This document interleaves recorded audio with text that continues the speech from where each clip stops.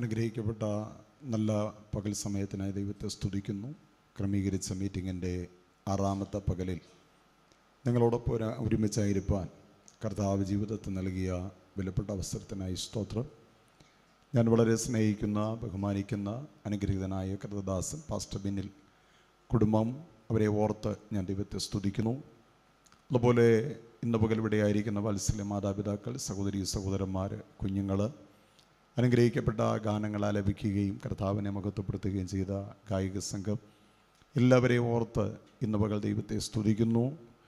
ദീർഘമായി നടന്നു വരുന്ന ഈ പ്രാർത്ഥനയുടെ 6ാമത്തെ പകലിൽ ദൈവവചനവുമായി നിങ്ങളുടെ മുമ്പിൽ നിൽപ്പാൻ കർത്താവ് നൽകിയ വിലപ്പെട്ട അവസരത്തെ ഓർത്ത് ഞാൻ ദൈവത്തെ സ്തുതിക്കുന്നു. കർത്താവ് നമ്മളെ അധികമായി ആശീർവദിക്കട്ടെ. തിരുവെഴുത്തിലേക്ക് നമ്മുടെ ശ്രദ്ധയെ തിരിക്കാം. ഫിലിപ്പിയ ലേഖനം 3-ാമത്തെ അധ്യായം 14-ാമത്തെ വാക്യം വായിക്കാം. ഫിലിപ്പിയ ലേഖനം 3-ാമത്തെ അധ്യായം 14-ാമത്തെ വാക്യം.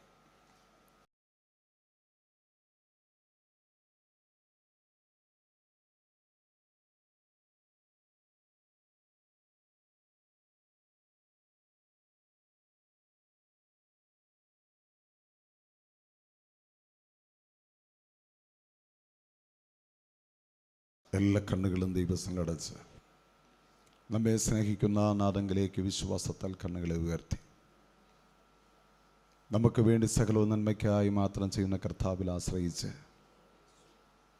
ക്രമീകരിച്ച മീറ്റിങ്ങിൻ്റെ 6ാമത്തെ പകലിൽ കർത്തൃസന്നിധിയിൽ കടന്നു വന്നിരിക്കുമ്പോൾ വായിച്ച വചനത്തിലൂടെ പരിശുദ്ധാത്മാവ് കൃത്യമായി നമ്മോട് സംസാരിക്കേണ്ടതിന് ദൈവകരങ്ങളിലേക്ക് ഹൃദയപൂർവ്വം നമ്മെ സമർപ്പണം ചെയ്യുക.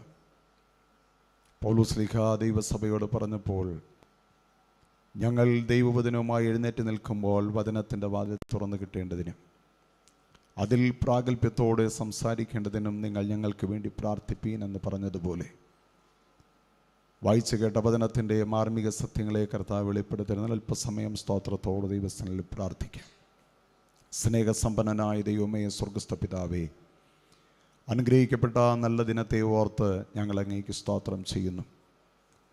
ക്രമീകരിക്കപ്പെട്ട മീറ്റിങ്ങിൻ്റെ 6ാമത്തെ പകലിൽ ദൈവവചനവുമായി ഞങ്ങളുടെ ദിനത്തിൻ്റെ മധ്യത്തിൽ നിൽപ്പാൻ അവിടെ നൽകിയ വിലയേറിയ അവസരത്തിനായി സ്തോത്രം. അവിടുത്തെ സാന്നിധ്യം ഞങ്ങളുടെ മധ്യത്തിൽ നിറഞ്ഞു നിൽക്കിയ ഞങ്ങൾ അങ്ങേ വാഴ്ത്തുന്നു. അങ്ങയുടെ മഹനീയമായ തിരു സാന്നിധ്യത്തിൻ്റെ മറവിൽ ഇന്ന് പകൽ ഞങ്ങളെ മറയ്ക്കണമേ. വചനത്തിൻ്റെ വാതിൽ ഞങ്ങൾക്ക് തുറന്നു തരണമേ. അങ്ങയുടെ ജനത്തോട് ഇന്ന് പകൽ സംസാരിക്കേണ്ടതിനടിയൻ്റെ അതിരത്തെ സമർത്ഥനായ ലേഖകൻ്റെ എഴുത്തുകോൽ പോലെയാക്കി ലാവണ്യ വാക്കുകൾ അടിയൻ്റെ അതിരത്തെ തരണമേ. കേൾക്കുന്ന ശ്രദ്ധയോടെ കരുതാൻ ഞങ്ങളുടെ ജനത്തിന് കൃപ നൽകണമേ.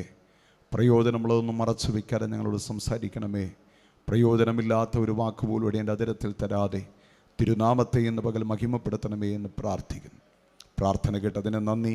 യേശു ക്രിസ്തുവിൻ നാമത്തിൻ്റെ പിതാവേ, ആമേൻ. കരങ്ങൾ ഉയർത്തി ഒരിക്കൽ കൂടെ ദൈവത്തിന് മഹത്വം കൊടുക്കാം. ഹല്ലേലൂയ.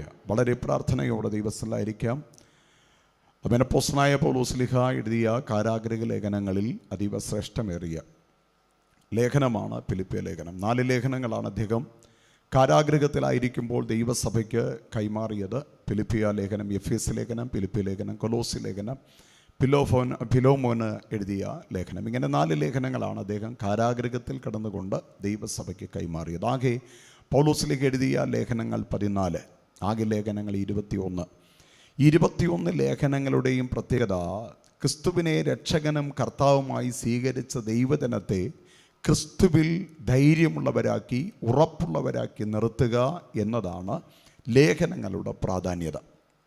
കർത്താവായ യേശു ക്രിസ്തുവിൻ്റെ രക്ഷകനും കർത്താവുമായി സ്വീകരിച്ച ആദിമസഭയിലെ വിശ്വാസികൾ അവർ അഭിമുഖീകരിച്ച പ്രശ്നങ്ങൾ ചെറുതായിരുന്നില്ല. യോഹന്നാന്റെ സുവിശേഷം 9-ാമത്തെ അധ്യായം നിങ്ങൾ വായിക്കുമ്പോൾ യേശു കർത്താവ് സൗഖ്യം നൽകി എന്ന ഒറ്റ കാരണത്താൽ ജന്മനാൽ കുരുടനായി പിറന്നവൻ്റെ കണ്ണ് തുറന്നത് നിമിത്തം, ആമേൻ, അദ്ദേഹത്തിന് കാഴ്ച ലഭിച്ചത് നിമിത്തം വിവിധ സമയങ്ങളിൽ അദ്ദേഹം സന്നിധി സംഘത്തിൻ്റെ മുമ്പിൽ, അതുപോലെ ന്യായപീഠത്തിൻ്റെ മുമ്പിൽ, മൂപ്പന്മാരുടെ മുമ്പിലൊക്കെ നിൽക്കേണ്ട സാഹചര്യങ്ങളുണ്ടായി.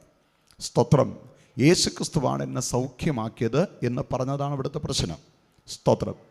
കാരണം മശിഹായെ ഇസ്രായേൽ കാത്തിരുന്നു എങ്കിലും കാലത്തിൻ്റെ തികവിങ്കൽ സ്ത്രീയുടെ സന്തതിയായി ജനിച്ച് അത്ഭുതങ്ങളാലും അടയാളങ്ങളാലും വീര്യപ്രവൃത്തികളാലും 3.5 വർഷത്തെ ക്രിസ്തേശുവിൻ്റെ ശുശ്രൂഷ കണ്ട സമൂഹം ക്രിസ്തുവിനെ മശിഹായായി അംഗീകരിക്കാൻ തയ്യാറല്ലായിരുന്നു. എന്നാൽ യേശു കർത്താവിൻ്റെ ശുശ്രൂഷയിൽ സൗഖ്യം പ്രാപിച്ച ഈ മനുഷ്യനെ വിവിധ കോടതികളിൽ നിർത്തി അദ്ദേഹത്തെ വിസ്തരിച്ചപ്പോൾ അവൻ പറഞ്ഞ വാക്കുകൾ ഇങ്ങനെയാണ്: സ്തോത്രം, ഒന്നെനിക്കറിയാം, പാപികളുടെ പ്രാർത്ഥന ദൈവം കേൾക്കുന്നില്ലെന്നും ദൈവഭക്തനായിരുന്ന് അവൻ്റെ ഇഷ്ടം ചെയ്യുന്നവരുടെ പ്രാർത്ഥന കേൾക്കുന്നുവെന്നും എനിക്കറിയാം. സ്തോത്രം. അപ്പനെ അമ്മയും വിളിച്ചു, അവരോട് ചോദിച്ചു, വാസ്തവത്തിൽ ഇവനെ യേശുവാണോ സുഖപ്പെടുത്തിയേ? അവർ പറഞ്ഞത് ഇങ്ങനെയാണ്: ഇവൻ ഞങ്ങളുടെ മകനാണെന്നുള്ളത് ഉറപ്പാണ്, ഇവന് കുരുടനായി പിറന്നതും ശരിയാണ്, പക്ഷേ ആര് സുഖപ്പെടുത്തിയെന്നൊന്നും എനിക്കറിയത്തില്ല. അവിടെ വായിക്കുന്ന ഇങ്ങനെയാണ്: യേശുക്രിസ്തു സുഖപ്പെടുത്തിയെന്ന് പറഞ്ഞാൽ അവനെ പള്ളിയിൽ നിന്ന് പുറത്താക്കും, അതുകൊണ്ട് അത്രേ യേശുക്രിസ്തുവാണ് സൗഖ്യമാക്കിയതെന്ന് പറയാൻ അവർ മടിച്ചു. ഇങ്ങനെ വളരെയേറെ പ്രതിസന്ധികളിലൂടെ കടന്നു പോകുന്ന ഒരു കാലഘട്ടത്തിൽ കർത്താവായ യേശുക്രിസ്തു മരിച്ച് അടക്കപ്പെട്ട് ഉയർത്തെഴുന്നേറ്റതിന് പോലും സമൂഹം കഥയുണ്ടാക്കി. മത്തായി സുവിശേഷം വായിക്കുമ്പോൾ കാണുന്ന ഇങ്ങനെയാണ്: റോമൻ പടയാളികൾ കാവൽ നിന്ന കല്ലറ, പെട്ടെന്നൊരു വലിയൊരു ഭൂചലനമുണ്ടായി. ആഴ്ചവട്ടത്തിൻ്റെ 1-ാം നാളിൽ ഭയാനകമായ ഭൂചലനം. കല്ലറകൾ തുറന്നു, യേശു കർത്താവ് ഉയർത്തെഴുന്നേറ്റു. ദൂതൻ വന്ന് കല്ലറയിലെ കല്ലുരുട്ടി മാറ്റി, കല്ലറ തുറന്നു, യേശു കർത്താവ് ഉയർത്തെഴുന്നേറ്റു. ഇതെല്ലാം കണ്ടു നിന്ന പടയാളികൾ മരവിച്ചവരെ പോലെ ഇവിടെ നിന്നു. അവർക്ക് അനങ്ങാൻ കഴിഞ്ഞില്ല. അവർ ചെന്ന് പുരോഹിതന്മാരോട് നടന്നതെല്ലാം പറഞ്ഞു. അവർ പറഞ്ഞത് ഇങ്ങനെയാണ്: ആവശ്യം പോലെ അവർക്ക് കാശ് കൊടുത്തിട്ട് പറഞ്ഞു, നസറേയനായ യേശു ക്രിസ്തു ഉയർത്തെഴുന്നേറ്റിട്ടില്ല എന്നും ഞങ്ങൾ ഉറങ്ങുമ്പോൾ അവൻ്റെ ശിഷ്യന്മാർ വന്ന് അവനെ മോഷ്ടിച്ചു കൊണ്ട് പോയെന്നും നിങ്ങൾ പറയണം. അവിടെ വായിക്കുന്ന ഇങ്ങനെയാണ്: ആ കഥ ഇന്നു വരെ യഹൂദന്മാരുടെ ഇടയിൽ നടപ്പായിരിക്കുന്നു. കർത്താവായ യേശുക്രിസ്തുവിൻ്റെ ഉയർപ്പിനോടുള്ള ബന്ധത്തിൽ പോലും കഥയുണ്ടാക്കിയത് അവിടുന്ന് മോഷ്ടിക്കപ്പെട്ടവൻ എന്നാണ്, ഉയർത്തെഴുന്നേറ്റവൻ എന്നല്ല. സ്തോത്രം. അപ്പോൾ ഈ ക്രിസ്തുവിൽ വിശ്വസിക്കുന്നതിൽ വളരെയേറെ പ്രശ്നങ്ങൾ അനുഭവിക്കുന്ന ഒരു കാലഘട്ടം. കർത്താവായ യേശുക്രിസ്തുവിനെ വിശ്വസിച്ചതിൻ്റെ ഒറ്റ കാരണത്താൽ അവരഭിമുഖീകരിച്ച വേദനകളും ത്യാഗങ്ങളെയും കുറിച്ച് എബ്രായ ലേഖനം 11-ാമത്തെ അധ്യായം 35 മുതലുള്ള വാക്യത്തിൽ നമ്മൾ കാണുന്നു. അവർ ജടയാടുകളുടെയും കോലാടുകളുടെയും തോല് ധരിക്കേണ്ടി വന്നു. ബുദ്ധിമുട്ടും ഉപദ്രവങ്ങളും അവർ അനുഭവിച്ചു. കാടുകളിലും മലകളിലും പാറയുടെ പിളർപ്പുകളിലും ഉടന്നു വലഞ്ഞു. ലോകം അവർക്ക് യോഗ്യമായിരുന്നില്ല. പലവിധമായുള്ള ക്ലേശങ്ങളിലൂടെ കടന്നു പോകുന്ന കാലഘട്ടത്തിലാണ് അപ്പോസ്തലനായ പൗലോസ്, അദ്ദേഹത്തിൻ്റെ പേര് ശൗൽ എന്നറിയപ്പെടുന്ന മനുഷ്യൻ, അധികാരപത്രം കരത്തിലേന്തി ഗമാലിയേൽ എന്ന ശ്രേഷ്ഠനായ താർക്കികൻ്റെ ന്യായശാസ്ത്രിയുടെ കാൽക്കൽ നിന്ന് തികവോടെ ന്യായപ്രമാണം പഠിച്ച ഈ മനുഷ്യൻ അധികാരപത്രവും ഏന്തി സഭയെ ഉപദ്രവിക്കാൻ ഇറങ്ങിത്തിരിക്കുന്ന ചരിത്രം അപ്പോസ്തലപ്രവൃത്തി 7-ാമത്തെ അധ്യായത്തിൽ ആരംഭിക്കുക. 7-ാമത്തെ അധ്യായത്തിൽ കാണുന്നത് സ്തേവാനോസിനെ കല്ലെറിയുവാൻ പോയവരുടെ വസ്ത്രം കാക്കലായിരുന്നു അദ്ദേഹത്തിൻ്റെ ജോലി. 9-ാമത്തെ അധ്യായത്തിലേക്ക് വരുമ്പോൾ കാണുന്നത് അദ്ദേഹം ദൈവസഭയെ ഉപദ്രവിക്കേണ്ടതിന് അദ്ദേഹം യെരുശലേം തുടങ്ങി വിവിധ സ്ഥലങ്ങളിലേക്ക് അദ്ദേഹം യാത്രയായി. എവിടെയൊക്കെ ആരൊക്കെ ക്രിസ്തുവിൽ വിശ്വസിക്കുന്ന അറിയുന്നുവോ അവർ യഹൂദ കുടുംബത്തിൽപ്പെട്ടവരാണെങ്കിൽ, ഇസ്രായേൽ ഗണത്തിൽപ്പെട്ടവരാണെങ്കിൽ അവരെ അറസ്റ്റ് ചെയ്ത് പൗരോഹിത്യത്തിൻ്റെ മുമ്പിൽ കൊണ്ടുവന്ന് അവരെ വിസ്തരിക്കാൻ വേണ്ടി അദ്ദേഹം തുനിഞ്ഞിറങ്ങിയ ആളാണ്. അങ്ങനെ യാത്ര ചെയ്യുമ്പോഴാണ് ദമസ്കോസിൻ്റെ പടിവാതിൽക്കൽ വെച്ച് സൂര്യനെ കവിയുന്ന പ്രകാശവലയത്തിൻ്റെ ഉള്ളിൽ യേശു ക്രിസ്തുവിനെ അഭിമുഖമായി കണ്ടിട്ട് അദ്ദേഹം ബോധരഹിതനായി അവിടെ വീഴുന്നത്. ഹല്ലേലൂയ. അവിടെ വെച്ച് ചോദിച്ച ചോദ്യം ഇതാണ്. ആമേൻ, സ്തോത്രം. അവിടെ പറഞ്ഞ വാക്കുകൾ ഇങ്ങനെയാണ്: ശൗലേ ശൗലേ, നീ എന്നെ ഉപദ്രവിക്കുന്നത് എന്ത്? അതിന് ശൗല് പറഞ്ഞ മറുപടി: നീ ആരാകുന്ന കർത്താവേ? സ്തോത്രം, നീ ഉപദ്രവിക്കുന്ന ക്രിസ്തുവാ ഞാൻ. അവിടെ തുടങ്ങി അനന്യാസ് എന്ന ദൈവഭക്തൻ വന്ന് അദ്ദേഹത്തിന് വേണ്ടി പ്രാർത്ഥിക്കുന്നു. അദ്ദേഹത്തിൻ്റെ കണ്ണിന് ചെതുമൽ പോലെ വീഴുന്നു. അന്ന് തുടങ്ങി യേശു ക്രിസ്തു തന്നെയാണ് ഇസ്രായേൽ കാത്തിരുന്ന മശിഹ എന്ന് വ്യക്തതയോടെ പ്രഭാഷണം ചെയ്ത് തുടങ്ങുകയാണ് പൗലോസിൻ്റെ ശുശ്രൂഷ. ഇതുവരെയും യേശു ക്രിസ്തു ദൈവപുത്രൻ അല്ലെന്ന് പ്രസംഗിച്ച, ആ ക്രിസ്തുവിൽ വിശ്വസിക്കുന്നവരെ ഉപദ്രവിച്ച പൗലോസ് പ്രഭാഷണം ആരംഭിച്ചു. അപ്പോസ്തലപ്രവൃത്തി 9-ാമത്തെ അധ്യായത്തിൽ കാണുന്നത് അങ്ങനെയാണ്. അന്നു മുതൽ തൻ്റെ പ്രഭാഷണം ഇതാണ്: ഞാൻ പ്രസംഗിച്ചു ഇതുവരെ യേശുക്രിസ്തു ദൈവപുത്രൻ അല്ലെന്ന്, യേശുക്രിസ്തു മശിഹായല്ലെന്ന്, ഞങ്ങളുടെ കാത്തിരിപ്പിൻ്റെ പ്രതീകമല്ലെന്ന് ഞങ്ങൾ പ്രസംഗിച്ചു. എന്നാൽ ഇന്ന് നിങ്ങൾ അറിയണം, അവിടുന്ന് തന്നെയാണ് ഞങ്ങൾ കാത്തിരുന്ന മശിഹ. മരിച്ചവരുടെ ഇടയിൽ നിന്ന് ആദ്യഫലമായി ഉയർത്തെഴുന്നേറ്റവനും അപ്പോസ്തലന്മാർക്ക് പ്രത്യക്ഷനായവനും ആമേൻ അവർ കാണുകയെ സ്വർഗാരോഹണം ചെയ്തവനും എത്രയും വേഗം വരാമെന്ന് വാക്കു പറഞ്ഞ മശിഹ യേശു ക്രിസ്തു തന്നെ എന്ന് പ്രസംഗിച്ചതുകൊണ്ട് ഉപദ്രവങ്ങൾ അനവധി അദ്ദേഹത്തിനുണ്ടായി. പക്ഷേ വാഗ്ദത്തത്തിൽ അദ്ദേഹം ഉറച്ചു നിന്നു. കാരണം അപ്പോസ്തലപ്രവൃത്തി 9-ാമത്തെ അധ്യായം 15-ാമത്തെ വാക്യത്തിൽ ദൈവപുരുഷനായ അനന്യാസ് അദ്ദേഹത്തോട് പറഞ്ഞ ദൂത് ഇങ്ങനെയാണ്: ഞാൻ നിന്നെ ഇസ്രായേൽ ജനത്തിൻ്റെ മുമ്പിൽ, രാജാക്കന്മാരുടെ മുമ്പിൽ, ജാതികളുടെ മുമ്പിൽ നിന്നെ മാനിക്കുവാൻ ഞാൻ തിരഞ്ഞെടുത്ത ഒരു മാനപാത്രമാണ് ആമേൻ ശൗൽ അഥവാ പൗലോസ്. എന്നാൽ നീ എനിക്ക് വേണ്ടി എന്തെല്ലാം കഷ്ടം സഹിക്കേണ്ടതാകുന്നു എന്ന് ഞാൻ നിന്നെ കാണിക്കും. ആമേൻ. വളരെ അർത്ഥവത്തായ വാക്കുകൾ. നോക്കിക്കേ, നമുക്ക് ഒരുമിച്ച് കൈയടിച്ച് സ്തോത്രം ചെയ്യാവുന്ന വാക്കുകളാണ് ആദ്യത്തെ 3 കാര്യങ്ങൾ. എന്തൊക്കെ? ജാതികളുടെ മുമ്പിൽ ഞാൻ നിനക്ക് മാന്യത നൽകും, രാജാക്കന്മാരുടെ മുമ്പിൽ ഞാൻ നിനക്ക് മാന്യത നൽകും, ഇസ്രായേൽ ജനത്തിൻ്റെ മുമ്പിൽ ഞാൻ നിനക്ക് മാന്യത തരുമെന്ന വാക്കുകൾ അവർ കരമെടുത്ത് സ്തോത്രം പറയത്തക്കതാണ്. എന്നാൽ അടുത്ത പദം ഇങ്ങനെയാണ്: എനിക്ക് വേണ്ടി എന്തെല്ലാം കഷ്ടം സഹിക്കേണ്ടി വരുമെന്ന് ഞാൻ അവനെ കാണിക്കും. അങ്ങനെയാണെങ്കിൽ കഷ്ടതകളിലൂടെ ജാതികളുടെ ഇടയിൽ മാന്യത, കഷ്ടതകളിലൂടെ രാജാക്കന്മാരുടെ മുമ്പിൽ മാന്യത, കഷ്ടതകളിലൂടെ ഇസ്രായേൽ ജനതയുടെ മുമ്പിൽ മാന്യത. സ്പഷ്ടമായ ദൂത് അങ്ങനെ തന്നെ സംഭവിച്ചു. അഗ്രിപ്പ രാജസദസ്സിൽ നിന്നുകൊണ്ട് വചനം പ്രഘോഷിക്കുമ്പോൾ പൗലോസ്ലീഹ പറഞ്ഞ വാക്കുകൾ ഇങ്ങനെയാണ്. ആമേൻ. അദ്ദേഹം കർത്താവായ യേശുക്രിസ്തു രക്ഷകനെന്ന് തെളിയിച്ചവിടെ പ്രഭാഷണം ചെയ്യുമ്പോൾ അഗ്രിപ്പ രാജാവ് ബെർണിക്കയുമായി വന്നിരുന്ന് പറഞ്ഞ വാക്കുകൾ ഇങ്ങനെ: നീ അല്പം കൊണ്ട് എന്നെ സമ്മതിപ്പിച്ച് ക്രിസ്ത്യാനിയാക്കുവാനായി നീ ആഗ്രഹിക്കുക. പൗലോസിന്റെ മറുപടി ഇങ്ങനെയായിരുന്നു: അല്പം കൊണ്ടാകട്ടെ അധികം കൊണ്ടാകട്ടെ ഞാൻ ധരിച്ചിരിക്കുന്ന ചങ്ങല ഒഴികെ എൻ്റെ വാക്കുകൾക്കെന്ന് നിങ്ങൾ എല്ലാവരും ക്രിസ്ത്യാനികളാകണമെന്ന് ഞാൻ ആശിക്കുന്നു. അങ്ങനെയാണെങ്കിൽ ബന്ധിക്കപ്പെട്ടവനായിട്ടാണ് രാജസദസ്സിൽ നിന്നത്. ആമേ. സുവിശേഷ നിമിത്തമെന്ന ബന്ധനത്തോടുകൂടെ നിന്നുകൊണ്ട് അദ്ദേഹം വിളിച്ചു പറഞ്ഞ വാക്കാണ്: ഈ ചങ്ങല നിങ്ങൾക്ക് വേണ്ട, ഈ ചങ്ങല ഒഴികെ നിങ്ങളെല്ലാവരും എന്നെ പോലെ സുവിശേഷകരായി മാറണം. ജാതികളുടെ ഇടയിലെ മാന്യത. മെലിത്ത എന്ന ദ്വീപിലേക്ക് കയറി ചെന്ന പൗലോസിനെയും കൂടെയുള്ള മറ്റ് തടവുകാരെയും മെലിത്തക്കാർ സ്വീകരിച്ചു. അവര് തീയൊക്കെ കൂട്ടി ഇവരുടെ ആ ശീതം നിമിത്തം തണുപ്പ് മാറ്റി രക്ഷ ചെയ്യാൻ ആഗ്രഹിക്കുമ്പോൾ പൗലോസ് ആ തീയിലേക്ക് വിറകുവാരിയിടുമ്പോൾ ഒരു അണലി പുറപ്പെട്ടു വന്നു. കയ്യിലത് കടിച്ചു തൂങ്ങി. ആ ജന്തുവിനെ പൗലോസ് കുടഞ്ഞ് തീയിലിട്ടു. എന്നാൽ അവിടുത്തെ ബർബരന്മാർ, അവിടുത്തെ സാധാരണക്കാരായ ആൾക്കാർ പറഞ്ഞത് ഇങ്ങനെയാണ്: വാസ്തവത്തിൽ യവനൊരു കുലപാതകൻ, അവൻ കടലിൽ നിന്ന് രക്ഷപ്പെട്ടിട്ടും നീതിദേവി അവനെ ജീവിക്കാൻ അനുവദിക്കുന്നില്ല. എന്നിട്ട് അവർ പറഞ്ഞു: ഇവനിപ്പോൾ ചത്തുവിടെ വീഴും, ഇവൻ നീര് വയ്ക്കും, വീർക്കും. സമയം കഴിഞ്ഞിട്ടും നീര് വയ്ക്കുന്നില്ല, വീർക്കുന്നില്ല, മരിക്കുന്നില്ല. അവരുടെ മനസ്സ് മാറി. അവർ പറഞ്ഞു: യവനൊരു സാധാരണക്കാരനല്ല, യവൻ വാസ്തവത്തിലൊരു ദേവൻ. ഹല്ലേലൂയ. അപമാനത്തിൻ്റെ വാക്കുകൾ പറഞ്ഞവരെ കൊണ്ട് തിരുത്തി പറയിപ്പിക്കുന്ന ദൈവത്തിൻ്റെ വൻകൃപ എത്രയോ ഉന്നതം. സ്തോത്രം. പ്രിയരെ, നോയിക്കേ, ഒരു തടവുകാരനെ പോലെ എത്തിച്ചേർന്ന മെലിത്തയിൽ പൗലോസ്ലീഹ മാനിക്കപ്പെട്ടു കഷ്ടതയിലൂടെ. ഇസ്രായേൽ ഗണത്തിൻ്റെ മുമ്പിൽ മാനിക്കപ്പെട്ടത് കഷ്ടതയിലൂടെ. വിസ്താര സദസ്സുകളിൽ മനഃപൂർവ്വമായി സുവിശേഷ പ്രഘോഷണം നടത്തിക്കൊണ്ട് മുന്നോട്ട് പോയ ദൈവഭക്തൻ ഫിലിപ്പിയ സഭയ്ക്ക് ലേഖനമെഴുതുമ്പോൾ ഫിലിപ്പിയ ലേഖനം 1-ാമത്തെ അധ്യായം 29-ാമത്തെ വാക്യത്തിൽ ഇങ്ങനെ വായിക്കുന്നു: ആമേൻ. കർത്താവായ യേശുക്രിസ്തുവിൽ വിശ്വസിക്കുവാൻ മാത്രമല്ല, അവന് വേണ്ടി കഷ്ടം സഹിപ്പാൻ കൂടെ വരം നമുക്ക് നൽകിയിരിക്കുന്നു. ഹല്ലേലൂയ.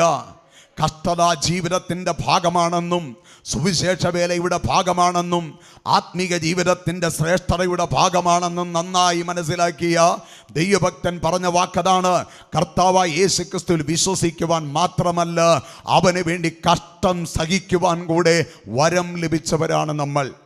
നമുക്കെല്ലാവർക്കും ഇഷ്ടമാണ് ഭാഷാവരം, രോഗശാന്തിയുടെ വരം, പ്രവചനത്തിൻ്റെ വരം, വ്യാഖ്യാനത്തിൻ്റെ വരം, വിവേചനത്തിൻ്റെ വരം. ഇന്നുവരെ നമ്മളാരും പ്രാർത്ഥിക്കാത്തൊരു വരമാണ് കഷ്ടതയുടെ വരം.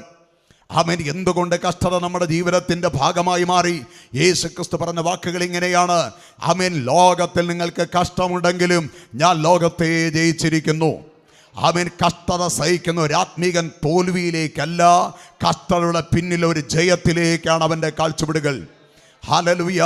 എവിടെയെല്ലാം ദൈവകൃപ പ്രാപിച്ചവർ കഷ്ടത എന്ന തീച്ചുളയിലൂടെ കടന്നുപോയിട്ടുണ്ടോ, അതിൻ്റെ പിന്നിൽ അവർ പ്രാപിച്ചെടുത്ത ദൈവകൃപയുടെ വലിപ്പം, മാന്യതയുടെ വലിപ്പം ചെറുതല്ല. ദൈവത്താൽ അവർ മാനിക്കപ്പെട്ടിട്ടുണ്ട്. ഇന്ന് പകൽ ഈ ശബ്ദം കേൾക്കുന്ന വാത്സല്യ സുഹൃത്തുക്കളെ, സഹോദരങ്ങളെ, ഞാൻ നിങ്ങളോട് പറയുന്നു, ക്രിസ്തു നിമിത്തം കഷ്ടത എന്ന കാഠിന്യമേറിയ ശോധനയിലൂടെ പോകേണ്ടി വന്നാലും അധൈര്യപ്പെടരുത്. വിശ്വാസത്തിൻ്റെ നായകനും പൂർത്തി വരുത്തുന്നവനുമായ യേശുവിൽ ആശ്രയിച്ച് വിശ്വസ്തയോടെ നിൽക്കാമെങ്കിൽ കഷ്ടതയുടെ കാലങ്ങൾ നിങ്ങളെ വിട്ടുമാറും. കഷ്ടത എന്നൊരു ഉദാഹരണം നൽകുന്ന ദൈവം നമ്മോടൊപ്പം ഉണ്ടെന്ന് ഇന്ന് പകൽ എത്ര പേർ വിശ്വസിക്കുന്നു? എന്നും കഷ്ടതയ്ക്ക് വേണ്ടി നിന്നെ മാറ്റി നിർത്തിയ ദൈവമല്ല നമ്മുടെ ദൈവം. കഷ്ടതയുടെ പിന്നിലൊരു മാന്യത കൂടെ തന്ന് മാനിക്കുന്ന ദൈവമാണ് നമ്മുടെ ദൈവമെന്ന് എത്ര പേർ ഇന്ന് പകൽ വിശ്വസിക്കുന്നു? എത്ര പേർ ആക്ഷേപിക്കപ്പെട്ടുവോ, എത്രത്തോളം നിന്ദിക്കപ്പെട്ടുവോ, എത്രത്തോളം പരിഹസിക്കപ്പെട്ടുവോ, എത്രത്തോളം അപകീർത്തി ഏറ്റുവാങ്ങിയോ, അതിനൊത്തവണ്ണം ഒരു മാന്യത ആക്ഷേപിക്കപ്പെട്ട ദേശത്ത്, അപമാനിക്കപ്പെട്ട ദേശത്ത് തന്നു മാനിപ്പാൻ ഞങ്ങൾ പ്രസംഗിക്കുന്ന യേശു ശക്തൻ.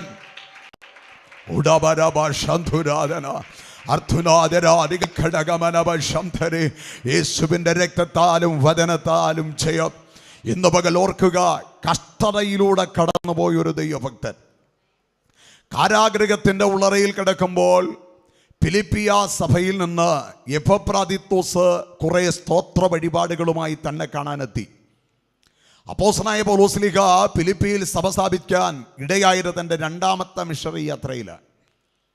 രണ്ടാമത്തെ മിഷണറി യാത്ര താൻ ചെയ്തു വരുമ്പോൾ, അപ്പോസ്തല പ്രവൃത്തി 16 അധ്യായത്തിലേക്ക് വരുമ്പോൾ, ആമേൻ, പരിശുദ്ധാത്മാവിൻ്റെ നിയോഗത്താലാണ് അദ്ദേഹം ഫിലിപ്പിയ പട്ടണത്തിലെത്തുന്നത്.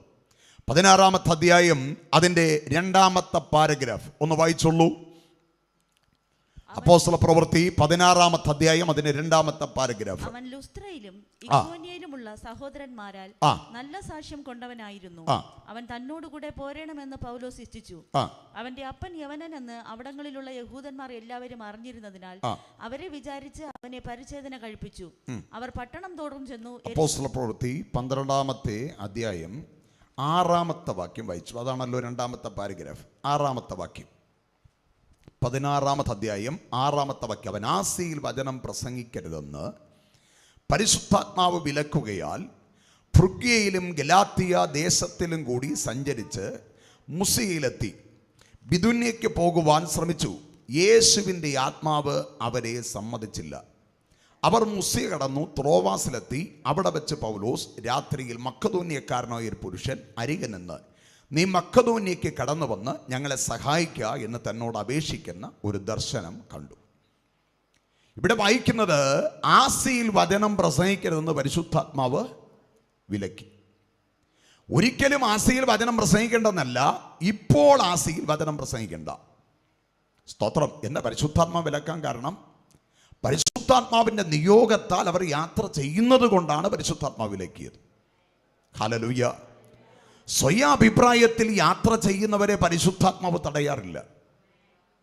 ദൈവാത്മാവിൻ്റെ നിയോഗത്താൽ പരിശുദ്ധാത്മാവ് ഗൈഡ് ചെയ്യുന്ന പൗലോസിനോട് പറയുകയാണ്, ഇപ്പോൾ ആസിയിൽ വചനം പ്രസംഗിക്കേണ്ട. അങ്ങനെ അവർ മിഥുന്യ ദേശത്തിലേക്ക് അവർ തിരിഞ്ഞു. അവിടെയും ദൈവത്തിൻ്റെ ആത്മാവ് വിലക്കി, ഇപ്പോൾ ഇവിടെ വചനം പ്രസംഗിക്കേണ്ട.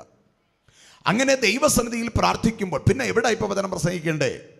അവൻ മക്കദോന്യക്കാരനായ ഒരു പുരുഷൻ നിന്നുകൊണ്ട് വരിക, വന്ന് സഹായിക്കുക എന്ന് വിളിക്കുന്ന ശബ്ദത്തിങ്കൽ മക്കദോന്യക്കാണ് പോകേണ്ടതെന്ന് മനസ്സിലാക്കി അദ്ദേഹം യാത്രയായി.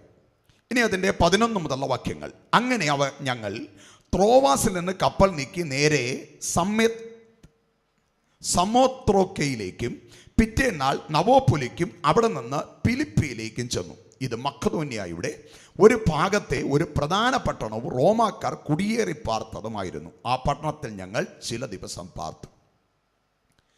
ഈ ദേശത്ത് വന്നിട്ട് ഫിലിപ്പിയ പട്ടണത്തിൽ, മക്കദോന്യയുടെ ഭാഗമായ ഫിലിപ്പിയ പട്ടണത്തിൽ അദ്ദേഹം എത്തി.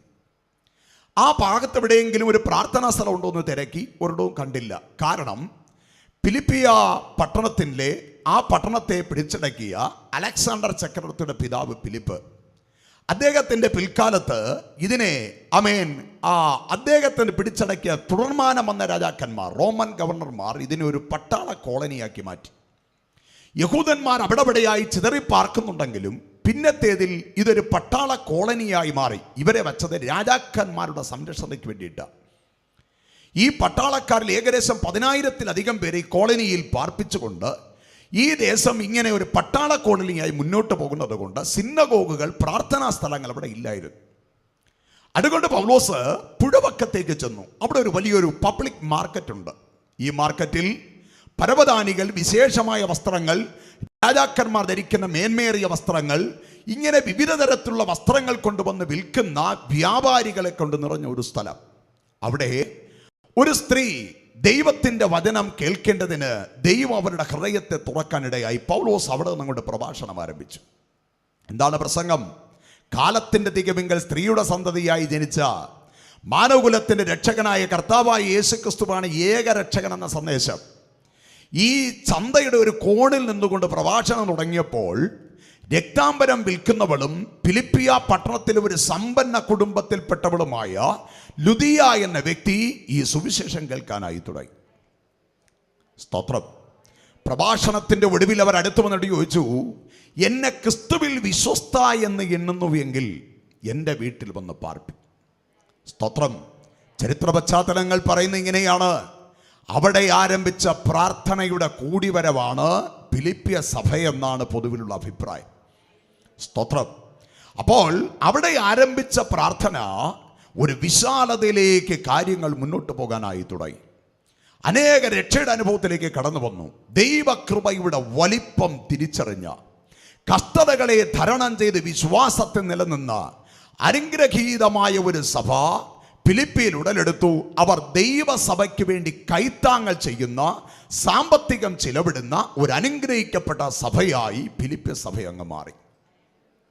ഈ സഭയിൽ നിന്ന് പൗലോസ് അപ്പോസ്തലൻ കാരാഗൃഹത്തിൽ കിടക്കുമ്പോൾ കൊടുത്തയച്ച സ്തോത്ര വഴിപാടുകൾ കരത്തിൽ വാങ്ങി എപ്പഫ്രാദിത്തോസിന്റെ കയ്യിൽ നിന്ന് പ്രതിഗ്രഹിച്ചിട്ട് കരത്തിലേന്തി പൗലോസ്ലീഹ പറഞ്ഞ വാക്കുകൾ ഇങ്ങനെയാണ്: നിങ്ങൾ കൊടുത്തയച്ച ഈ സ്തോത്രക്കാഴ്ച കർത്തൃസന്നിധിയിൽ ഒരു സുഗ്രാഹിയാഗമായി മാറട്ടെ, കണക്കിലേറുന്ന പ്രതിഫലമായി മാറട്ടെ എന്ന് പറഞ്ഞ് പ്രാർത്ഥിച്ച് വാങ്ങുന്നതോടൊപ്പം ഒരു ലേഖനം എഴുതി അദ്ദേഹത്തിൻ്റെ കരത്തിൽ കൊടുത്തു. ആരുടെ കരത്തിൽ? എപ്പഫ്രാദിത്തോസിന്റെ കരത്തിൽ. ആ ലേഖനമാണ് നമ്മൾ വായിച്ച ഫിലിപ്പിയ ലേഖനം. സ്തോത്രം. ആ ലേഖനത്തിൽ അപ്പോസ്തലനായ പൗലോസ്ലീഹ ജീവിത അനുഭവത്തിൽ നിന്ന് ദൈവസഭയെ പഠിപ്പിച്ച അനുഗ്രഹീതമായൊരു വചനമാണ് നമ്മൾ വായിച്ചത്. ഫിലിപ്പിയ ലേഖനം 3-ാമത്തെ അധ്യായം 14-ാമത്തെ വാക്യം. അവിടെ വായിച്ച വാക്യം ഇതാണ്: ഒന്ന് ഞാൻ ചെയ്യുന്നു, പിമ്പിലുള്ളത് മറന്ന് മുമ്പിലുള്ളതിന് ആഞ്ഞ് ക്രിസ്തു യേശുവിൽ പരമവിളിയുടെ ലാക്കിലേക്ക് ഞാൻ ഓടുന്നു. ഓരോ വാക്കായി ആമേൻ നമ്മളൊന്ന് ചിന്തിക്കാൻ പോവുക. അപ്പോസ്തലനായ പൗലോസ്ലീഹ ദൈവസഭയെ പ്രതിനിധാനം ചെയ്തെഴുതിയ ലേഖനത്തിൻ്റെ 3-ാമത്തെ അധ്യായം 14-ാമത്തെ വാക്യത്തിൽ പറയുന്നു, ഒന്ന് ഞാൻ ചെയ്യുന്നു, പിമ്പിലുള്ളത് മറക്കുന്നു. അപ്പോൾ കർത്താവായ യേശുക്രിസ്തുവിനെ സേവിപ്പാൻ ഇറങ്ങിത്തിരിച്ച പൗലോസ്ലീഹ പറയുന്നത്, പിമ്പിലുള്ളത് മറന്നിട്ട് ഞാൻ മുമ്പിലേക്ക് അയയുകയാണ്. എന്താണ് പിമ്പിലുള്ളത്? 2, എന്തിനാണ് മുമ്പിലേക്ക് ആഞ്ഞത്? എന്താണ് മുമ്പിലുള്ളത്? സ്തോത്രം. ഈ 3 കാര്യങ്ങളൊന്ന് ശ്രദ്ധിച്ചാലും എന്തൊക്കെയാണ് എൻ്റെ പിമ്പിലുള്ളത്? മുന്നിലേക്കായണമെങ്കിൽ പിമ്പിലുള്ളത് വിടണം. എബ്രായ സഭയ്ക്ക് ലേഖനം എഴുതുമ്പോൾ 12-ാമത്തെ അധ്യായം 1-ാമത്തെ വാക്യം അവിടെ വായിക്കുന്നത്, സാക്ഷികളുടെ ഇത്ര വലിയ സമൂഹം നമുക്ക് ചുറ്റും നിൽക്കുന്നത് കൊണ്ട് സകല ഭാരവും മുറുകെ പറ്റുന്ന പാപവും വിട്ട് മുമ്പിൽ വച്ചിരിക്കുന്ന ഓട്ടം സ്ഥിരതയോടെ ഓടുക. വിശ്വാസത്തിന്റെ നായകനും പൂർത്തി വരുത്തുന്നവനുമായി യേശുവിനെ നമ്മൾ നോക്കുക. സകല ഭാരവും മുറുകെ പറ്റുന്ന പാപവും വിട്ടിട്ടേ മുമ്പിലോട്ട് ഓടാൻ കഴിയത്തുള്ളൂ.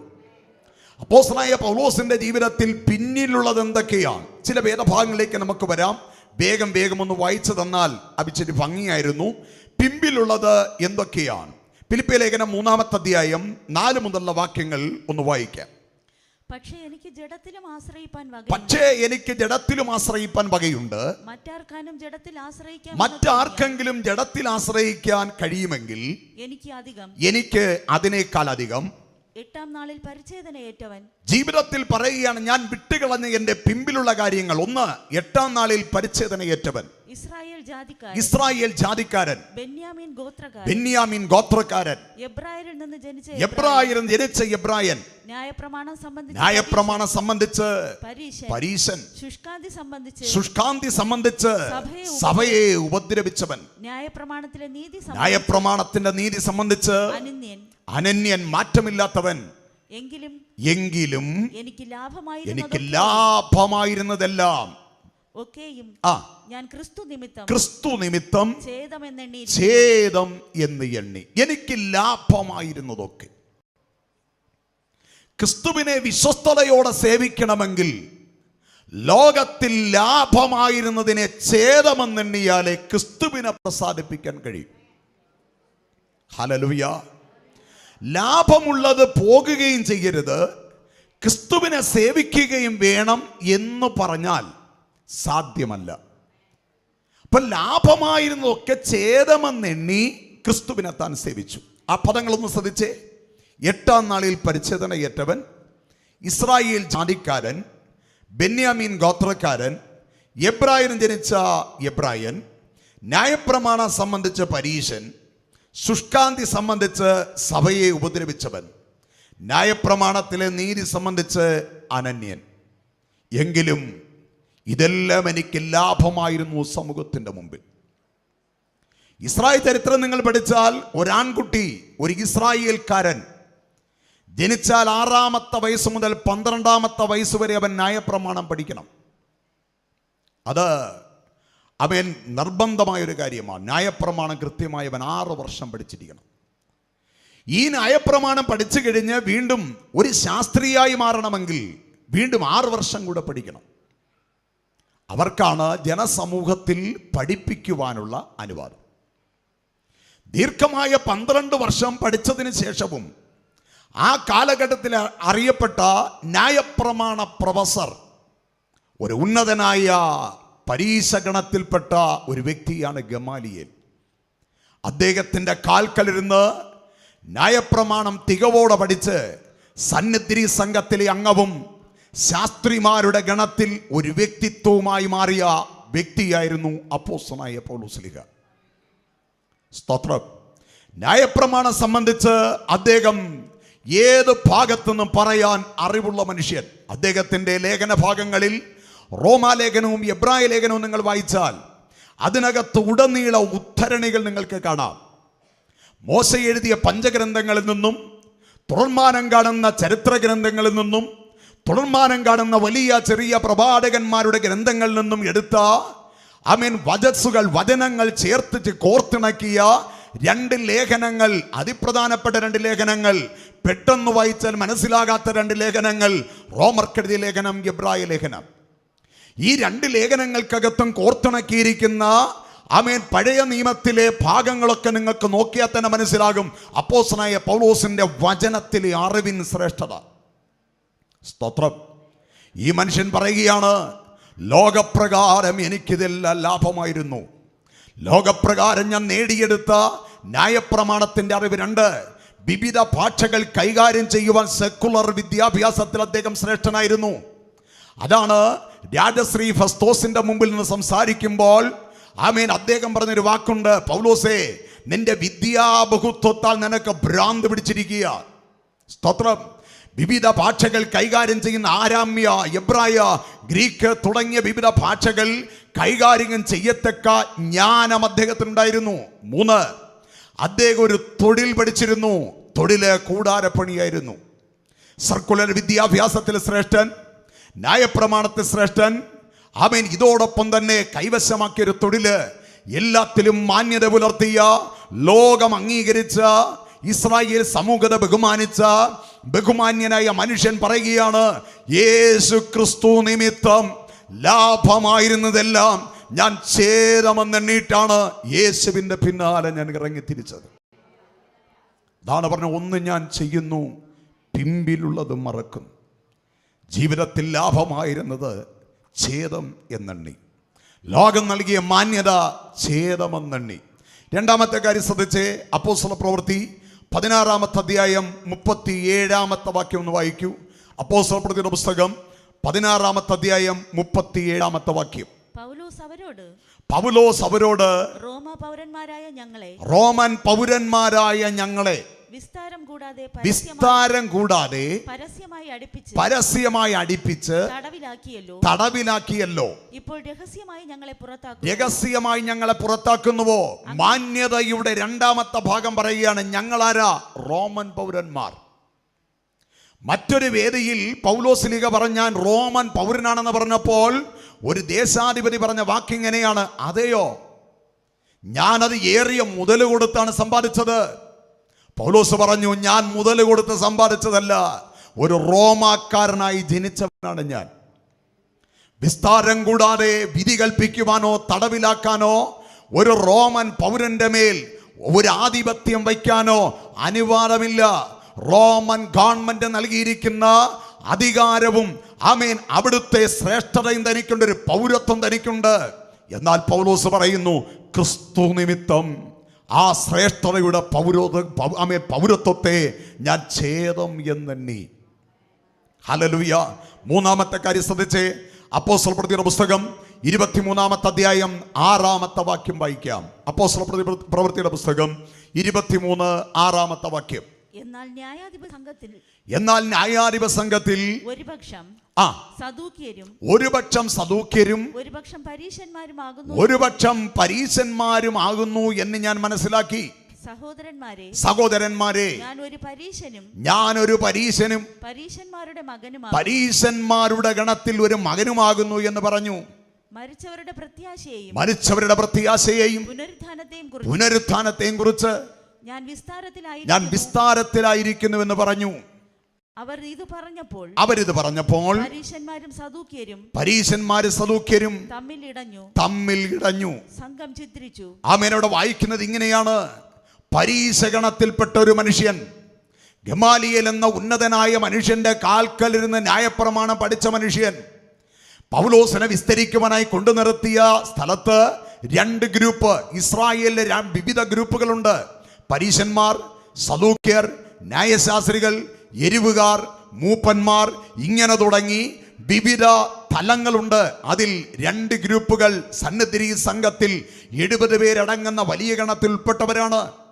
അതിൽ ആമേൻ പരീശന്മാർ വിശ്വസിക്കുന്നത് പുനരുത്ഥാനമുണ്ടെന്നും ദൂതന്മാരുമുണ്ടെന്ന് വിശ്വസിക്കുമ്പോൾ സദൂക്യർ വിശ്വസിക്കുന്നത് രണ്ടുമില്ലെന്നാണ്. എന്നാൽ പൗലോസ് എഴുന്നേറ്റെന്ന് പറഞ്ഞു, ഞാൻ പരീശ കുടുംബത്തിൽപ്പെട്ടവനും ഗമാലിയേൽ എന്ന ഉന്നതനായൊരു മനുഷ്യന്റെ കാൽക്കൽ നിന്ന് ന്യായപ്രമാണം തികവോടെ പഠിച്ചവനുമാണെന്ന് പറഞ്ഞപ്പോൾ അവിടെ തന്നെ ആമേൻ രണ്ട് ഗ്രൂപ്പായി ജനം ബഹളമുണ്ടാക്കാൻ ഇടയായി.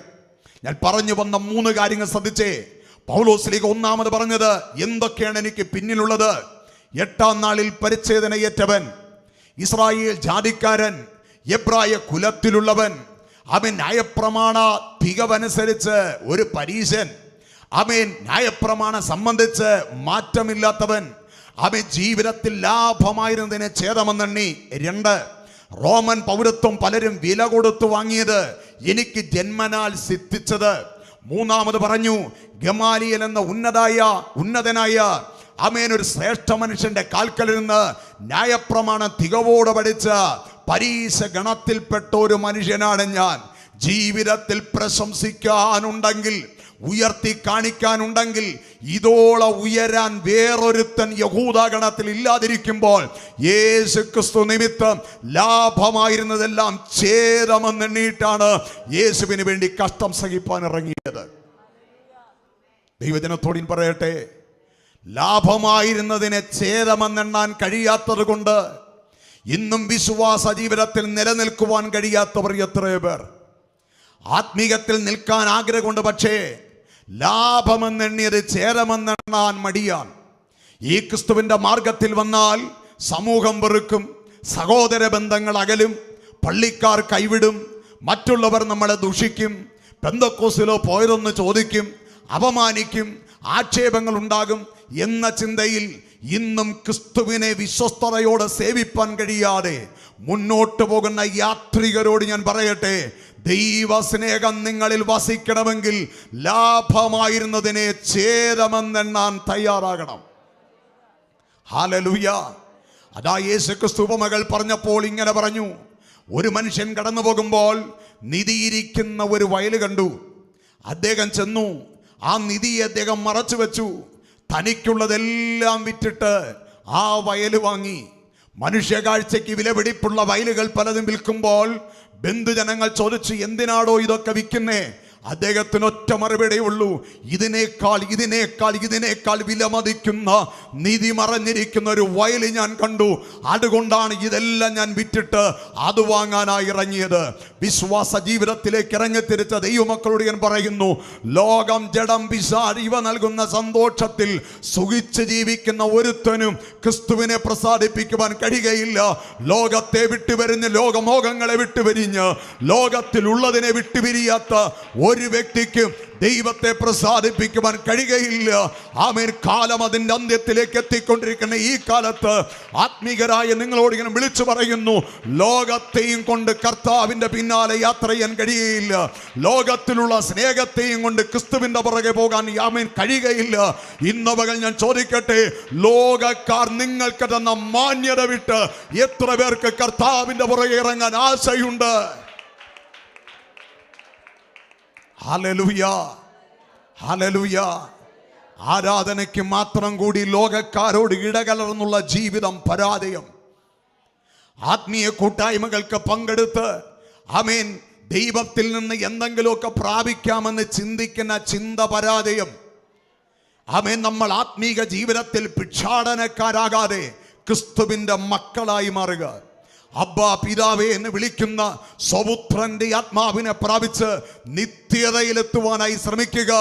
കാര്യസാധ്യങ്ങൾക്ക് വേണ്ടി മാത്രം വരുന്ന ഒരു ഭിക്ഷാടനക്കാരനായി ആത്മീയ ജീവിതം നയിക്കാതെ പിന്നിലുള്ളത് മറന്ന് മുമ്പിലേക്ക് ആഞ്ഞ് പരമവിളിയുടെ വിരുദിനായി ലാക്കിലേക്ക് ഓടുവാൻ തയ്യാറുള്ള ദൈവജനത്തെ ഓർത്ത് ഇന്ന് പകൽ ഞാൻ ദൈവത്തെ സ്തുതിക്കുകയാണ്.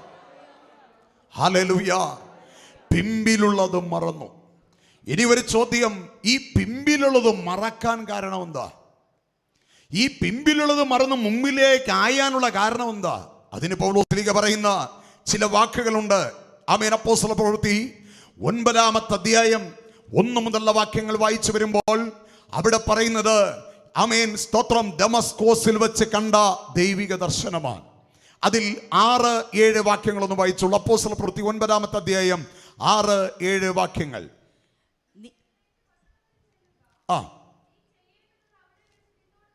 മൂന്നോട്ടൊന്ന് വായിച്ച് 3 മുതലുള്ള വാക്യം.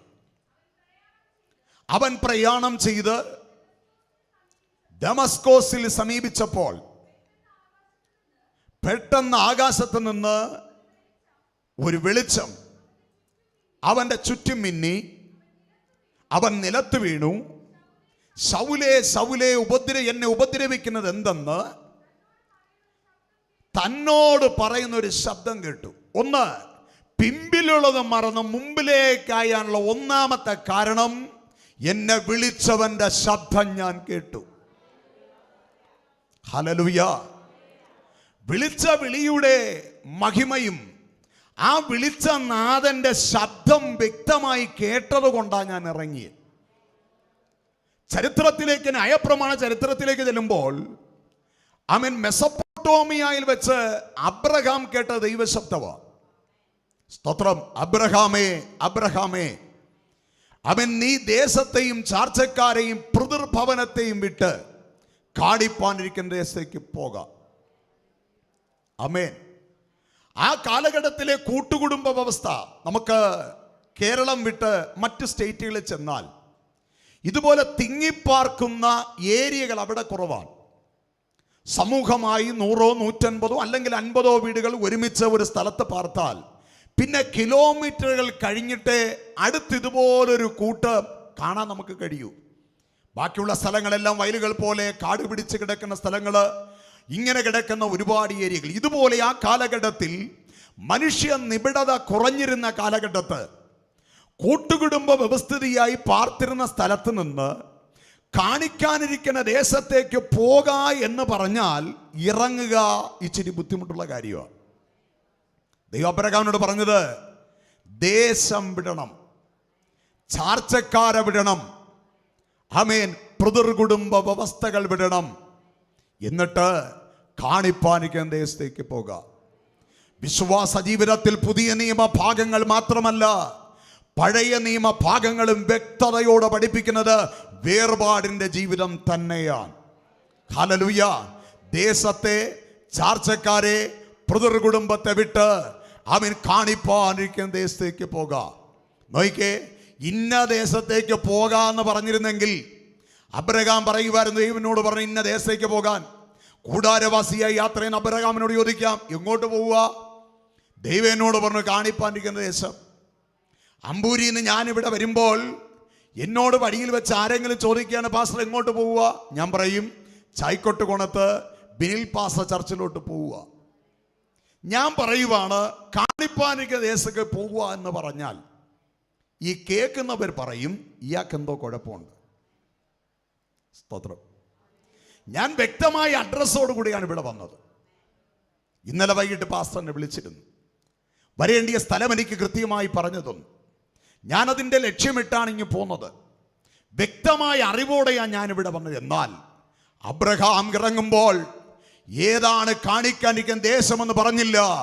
ദൈവം തന്നോട് പറയുന്നയിടത്ത് താൻ കൂടാരമടിക്കുന്നു. അടുത്ത ദിവസം എങ്ങോട്ട് പോകണമെന്ന് പറഞ്ഞ് യാത്രയാകുന്നു. അങ്ങനെ യാത്ര ചെയ്തതിൻ്റെ കാരണം പറഞ്ഞവനെ നന്നായി അറിയാം. ശബ്ദം കേട്ടിട്ടാണ് ഇറങ്ങിയത്. എന്നാൽ ആ ശബ്ദം കേൾക്കാത്ത ഒരാൾ കൂടെ ഇറങ്ങി. അദ്ദേഹത്തിൻ്റെ പേരാണ് ലോത്ത്. ദൈവശബ്ദം കേൾക്കാതെ ഇറങ്ങിയ ആ മനുഷ്യൻ അബ്രഹാമിനെ നോക്കിയിറങ്ങി. അതുകൊണ്ട് താനും അനുഗ്രഹിക്കപ്പെട്ടു. പക്ഷേ വഴിയിൽ വെച്ച് അബ്രഹാമിനെ വിട്ട് അദ്ദേഹം പിരിഞ്ഞു. ഞാൻ നിങ്ങളോട് പറയാം, മനുഷ്യ ശബ്ദം കേട്ടിട്ടല്ല ദൈവത്തെ ആരാധിക്കാൻ ഇറങ്ങേണ്ടിയത്. ദൈവ ശബ്ദം കേട്ട് ദൈവത്തിനായി ഇറങ്ങ്. ആമേൻ. വിളിച്ചു പറയുന്ന ഈ ശബ്ദം എന്നോടാണെന്ന് മനസ്സുണ്ടെങ്കിൽ ഏറ്റെടുത്തിട്ട് ലോകത്തെയും ലോകത്തിലുള്ളതിനെയും വിട്ടിട്ട് ക്രിസ്തുവിനെ സേവിപ്പാൻ വിശ്വസ്തയോടെ ഇറങ്ങിയാൽ അവിടുന്ന് നിങ്ങളുടെ മേൽ തരാമെന്ന് പറഞ്ഞ് സ്വർഗത്തിലെ സകലവിധ ആത്മീക അനുഗ്രഹങ്ങളാലും ഭൂമിയിലെ സകലവിധ ഭൗമിക നന്മകളാലും ശാരീരിക വിടുതലുകളാലും നിറയ്ക്കുവാൻ ഞങ്ങൾ പ്രസംഗിക്കുന്ന യേശു ശക്തൻ. പൗലോസിലേക്ക് യാത്ര ചെയ്യുവാൻ ഒരു വ്യക്തതയുണ്ട്. ഞാൻ അവന്റെ ശബ്ദം കേട്ടിട്ടാണ് ഇറങ്ങിയത്. രണ്ടാമത് അദ്ദേഹം പറയുന്ന വാക്ക് ശ്രദ്ധിച്ചേ. അപ്പോസ്തലപ്രവൃത്തി 22:17 വാക്യം. അപ്പോസ്തലപ്രവൃത്തിയുടെ പുസ്തകം 22 അധ്യായം 17 വാക്യം. പിന്നെ ഞാൻ യെരൂശലേമിൽ മടങ്ങിച്ചെന്നു ദേവാലയത്തിൽ പ്രാർത്ഥിക്കുമ്പോൾ ഒരു വിവശതയിലായി അവനെ കണ്ടു. അവൻ രണ്ടാമത്തെ കാരണം, ഞാൻ അവനെ കണ്ടിട്ടാണ് ഇറങ്ങിയത്. ഞാൻ ദേവാലയത്തിൽ പ്രാർത്ഥിച്ചു കൊണ്ടിരിക്കുമ്പോൾ ഒരു വിവശതയിൽ ഞാൻ അവനെ കണ്ടു. ഒന്ന്, ഞാൻ അവിടുത്തെ ശബ്ദം കേട്ടു. രണ്ട്, എന്നെ വിളിച്ചവൻ ആരെന്ന് ഞാൻ അവനെ കണ്ടു. ഹല്ലേലൂയ. മൂന്നാമത് 1 കൊരിന്ത്യർ ലേഖനം 11 അധ്യായം 23 വാക്യത്തിൽ പറയുന്നത്, ഞാൻ കർത്താവിങ്കിൽ നിന്ന് പ്രാപിക്കുകയും നിങ്ങൾക്ക് ഏൽപ്പിച്ചു തരികയും ചെയ്തത് എന്തെന്നാൽ, അവിടെ വായിക്കുന്നത് ഞാൻ അവനിൽ നിന്ന് പ്രാപിച്ചു. ഒന്ന്, ഞാൻ അവിടുത്തെ ശബ്ദം കേട്ടു. രണ്ട്, എന്നെ വിളിച്ച എന്നോട് സംസാരിച്ച നാഥനെ ഞാൻ കണ്ടു. മൂന്നാമതായി പറയുന്നു, ഞാൻ അവിടുത്തെ സന്നിധിയിൽ നിന്ന് പ്രാപിച്ചു. അപ്പോസ്തലനായ പൗലോസ് പറഞ്ഞത്, ഞാൻ എൻ്റെ കർത്താവിനെ കണ്ടതിന് ശേഷം മുമ്പേ അപ്പോസ്തലന്മാരുടെ അടുക്കലേക്ക് ഞാൻ ചെല്ലുകയോ അവരോട് ആലോചന ചോദിക്കാനായി നിൽക്കുകയോ ചെയ്യാതെ നേരെ ഞാൻ അറേബ്യയിലേക്ക് പോയി. എന്തിന്? എൻ്റെ ദൈവത്തിങ്കിൽ നിന്ന് പ്രാപിപ്പാൻ. ഹല്ലേലൂയ. അങ്ങനെ ദൈവത്തിൽ നിന്ന് പ്രാപിപ്പാൻ ഇറങ്ങിയത് കൊണ്ട് ആമേ ദൈവം അയച്ചെടുത്തല്ല സഭകൾ സ്ഥാപിക്കപ്പെട്ടത്. കാരാഗൃഹത്തിൻ്റെ അകത്തും ചിലരെ രക്ഷയിലേക്ക് കൊണ്ടുവരാൻ കഴിഞ്ഞത്, തടവറയിലായപ്പോഴും ചിലരെ ക്രിസ്തുവിന് വേണ്ടി ഒരുക്കുവാനും കഴിഞ്ഞത്, ഒത്തിരിയോ റൂമാല് രോഗികളുടെ മേലിട്ടപ്പോൾ സൗഖ്യം പ്രാപിക്കുവാൻ ഉണ്ടായ കാരണം ആമേൻ വ്യക്തതയോടെ വചനം പ്രഭാഷണം ചെയ്യുവാൻ ഇടയാക്കിയതല്ല, കർത്താവിൽ നിന്ന് പ്രാപിക്കാൻ ഇടയായതുകൊണ്ട്. അപ്പോസ്തലനായ പൗലോസ് പ്രഭാഷണ ചരിത്രത്തിൽ എന്നെ വളരെയേറെ കൊതിപ്പിച്ച സന്തോഷിപ്പിച്ച ഒരു പ്രഭാഷണമാണ് തൻ്റെ അഥേനയിലെ പ്രസംഗം. അപ്പോസ്തലപ്രവൃത്തി 17 അധ്യായത്തിൽ അരോപയോഗ മധ്യേ നിന്നുകൊണ്ട് താൻ നടത്തിയ പ്രഭാഷണം എത്ര ശ്രേഷ്ഠമെന്നറിയാമോ? പുതുമ മാത്രം കേൾപ്പാൻ ആഗ്രഹിച്ച ആ ദേശത്തിലെ തത്വജ്ഞാനികളും ശ്രേഷ്ഠന്മാരും ഇദ്ദേഹത്തെ പിടിച്ച് ഏതോ ഒരു പുതിയ ദേവന്റെ ചരിത്രം പറയുന്ന ഇവൻ ആരെന്ന് പറഞ്ഞ് ഇദ്ദേഹത്തെ പിടിച്ചുകൊണ്ടൊരു മലയുടെ മുകളിൽ കയറ്റി നിർത്തി വളരെ ബുദ്ധിപരമായി ആശയ സംവിധാനങ്ങളോടുകൂടെ നടത്തിയ പ്രഭാഷണത്തിന്റെ ശ്രേഷ്ഠത ആമേൻ വിഗ്രഹങ്ങൾ കൊണ്ട് നിറഞ്ഞ കല്ലിനെയും മരത്തെയും മണ്ണിനെയും ആരാധിച്ച് വലിയൊരു സമൂഹം മുമ്പിലുള്ളപ്പോൾ അവരെ പിണക്കാരെ അവരെ നോക്കിയേച്ച് പറഞ്ഞു, സഹോദരന്മാരെ, നിങ്ങളെല്ലാവരും അതിഭക്തന്മാരെന്ന് ഞാൻ അറിയുന്നു. ഞാൻ ഈ പട്ടണം ചുറ്റിക്കറങ്ങി ഇങ്ങനെ നടക്കുമ്പോൾ ആമേൻ അജ്ഞാതദേവനെന്ന് പേരുകൊത്തിയ ഒരു വേദിക്കല്ല് ഞാൻ കണ്ടു. നിങ്ങൾ അറിയാതെ കണ്ട് സേവിക്കുന്ന നാഥനെയാ ഞാൻ പ്രസംഗിക്കുന്നത്. അവിടുന്നാണ് ആമേൻ വാക്കുകൾ കൊണ്ട് സകലത്തെ ഉളവാക്കിയ ഞങ്ങൾ പ്രസംഗിക്കുന്ന കാലത്തിന്റെ തികവിങ്കൽ കാലത്തിന്റെ മധ്യത്തിൽ കാലഘട്ടത്തെ രണ്ടായി തിരിച്ച് ലോകത്തിലേക്ക് അവതരിച്ച മാനവകുലത്തിന്റെ രക്ഷകനായ മശീഹയാണ് നിങ്ങൾ അജ്ഞാത ദേവനെന്ന് പേരുകൊത്തി വന്നിക്കുന്ന ദേവൻ. ആ നാഥനാണ് സകലത്തിന്റെയും ആധാരം. എന്തുകൊണ്ട് ഇങ്ങനെ പ്രഭാഷണം നടത്താൻ കഴിഞ്ഞു? അവിടുത്തെ സന്നദ്ധിയിലിരുന്ന് പ്രാപിച്ചു. ഹല്ലേലൂയ. ഒന്ന്, ഞാൻ അവനെ കുറിച്ച് കേട്ടു, അവൻ്റെ ശബ്ദം ഞാൻ കേട്ടു. രണ്ട്, ഞാൻ അവനെ കണ്ടു. മൂന്നാമത് പറയുകയാണ്, ഞാൻ അവനിൽ നിന്ന് പ്രാപിച്ചു. ഹല്ലേലൂയ. ഒരു ക്രിസ്തീയ ജീവിതം നന്നായി കൊണ്ടുപോകണമെങ്കിൽ അവിടുത്തെ ഇമ്പസ്വരം കേൾക്കാൻ നിന്റെ ചെവികളൊന്ന് കൊടുക്ക്. ഹല്ലേലൂയ. ആ നാഥനിൽ നിന്ന് ദർശനം പ്രാപിക്കുവാൻ കണ്ണുകളെ ഒന്ന് സമർപ്പിക്ക്. ആമേൻ. മൂന്നാമതായി അവങ്കൽ നിന്ന് പ്രാപിക്കുവാൻ അവിടുത്തെ തൃക്കാൽക്കൽ ഇരിക്ക്. അവൻ ആവർത്തന പുസ്തകം 33-ാമത്തെ അധ്യായം വായിക്കുമ്പോൾ യഹോവ പാറാൻ ആ ദേശത്ത് നിന്ന് സംസാരിച്ച ചരിത്രരേഖകൾ മോശെ അവിടെ ആമേൻ വ്യക്തമാക്കുന്നുണ്ട്. ഒന്ന് വായിച്ചുള്ളൂ. ആവർത്തന പുസ്തകം 33-ാമത്തെ അധ്യായം 2 മുതലുള്ള വാക്യങ്ങളൊന്ന് വായിച്ചേ. ആവർത്തന പുസ്തകം 33-ാമത്തെ അധ്യായം 2 മുതലുള്ള വാക്യങ്ങൾ. അവൻ പറഞ്ഞതെന്തെന്നാൽ യഹോവ സീനായിൽ നിന്ന് വന്നു. അവൻ പറഞ്ഞതെന്തെന്നാൽ യഹോവ സീനായിൽ നിന്ന് വന്നു. അവർക്ക് സേയീരിൽ നിന്ന് ഉദിച്ചു. അവർക്ക് സേയീരിൽ നിന്ന് ഉദിച്ചു. പാറാൻ പർവ്വതത്തിൽ നിന്ന് വിളങ്ങി.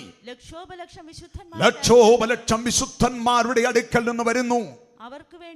അവർക്ക് വേണ്ടി അഗ്നിമയമായ ഒരു പ്രമാണം അവന്റെ വലങ്കയിൽ ഉണ്ടായിരുന്നു. അതേ അവൻ ജനത്തെ സ്നേഹിക്കുന്നു. അവന്റെ സകല വിശുദ്ധന്മാരും തൃക്കൈയിലിരിക്കുന്നു. അവർ തൃക്കാൽക്കൽ ഇരുന്ന് അവനിൽ നിന്ന് തിരുവെഴുത്തുകളെ പ്രാപിക്കുന്നു. Praise the Lord. തൃക്കാൽക്കൽ ഇരുന്ന് അവനിൽ നിന്ന് തിരുവെഴുത്തുകളെ പ്രാപിക്കുന്നു. പൗലോസ്ലീഹ പറഞ്ഞ വാക്ക് അതാണ്, ഞാൻ അവങ്കൽ നിന്ന് പ്രാപിച്ചു. സ്തോത്രം. പ്രാപിക്കണമെങ്കിൽ എന്ത് ചെയ്യണം? തൃക്കാൽക്കൽ ഇരിക്കണം. ഹല്ലേലൂയ. ദൈവസന്നി മുട്ടുമടക്കണം. നാഥാ, എന്നോട് സംസാരിക്കണമേ, എന്നോട് ഇടപെടണമേ. ഈ മീറ്റിങ്ങിനെ കുറിച്ച് കേട്ട നാൾ മുതൽ പ്രാർത്ഥിക്കാൻ തുടങ്ങി. അവിടെ വന്ന് സംസാരിപ്പാൻ ആ സ്ഥലത്ത് പോയി സംസാരിക്കേണ്ട വചനം എന്നോട് ഇടപെടണമേ. അവൻ ഏതാ ഞാൻ സംസാരിക്കേണ്ടത് എന്നോട് പറയണമേ. അവിടുത്തെ ജനത്തിന് എന്താണ് ആവശ്യമെന്ന് എന്നോട് പറയണമേ.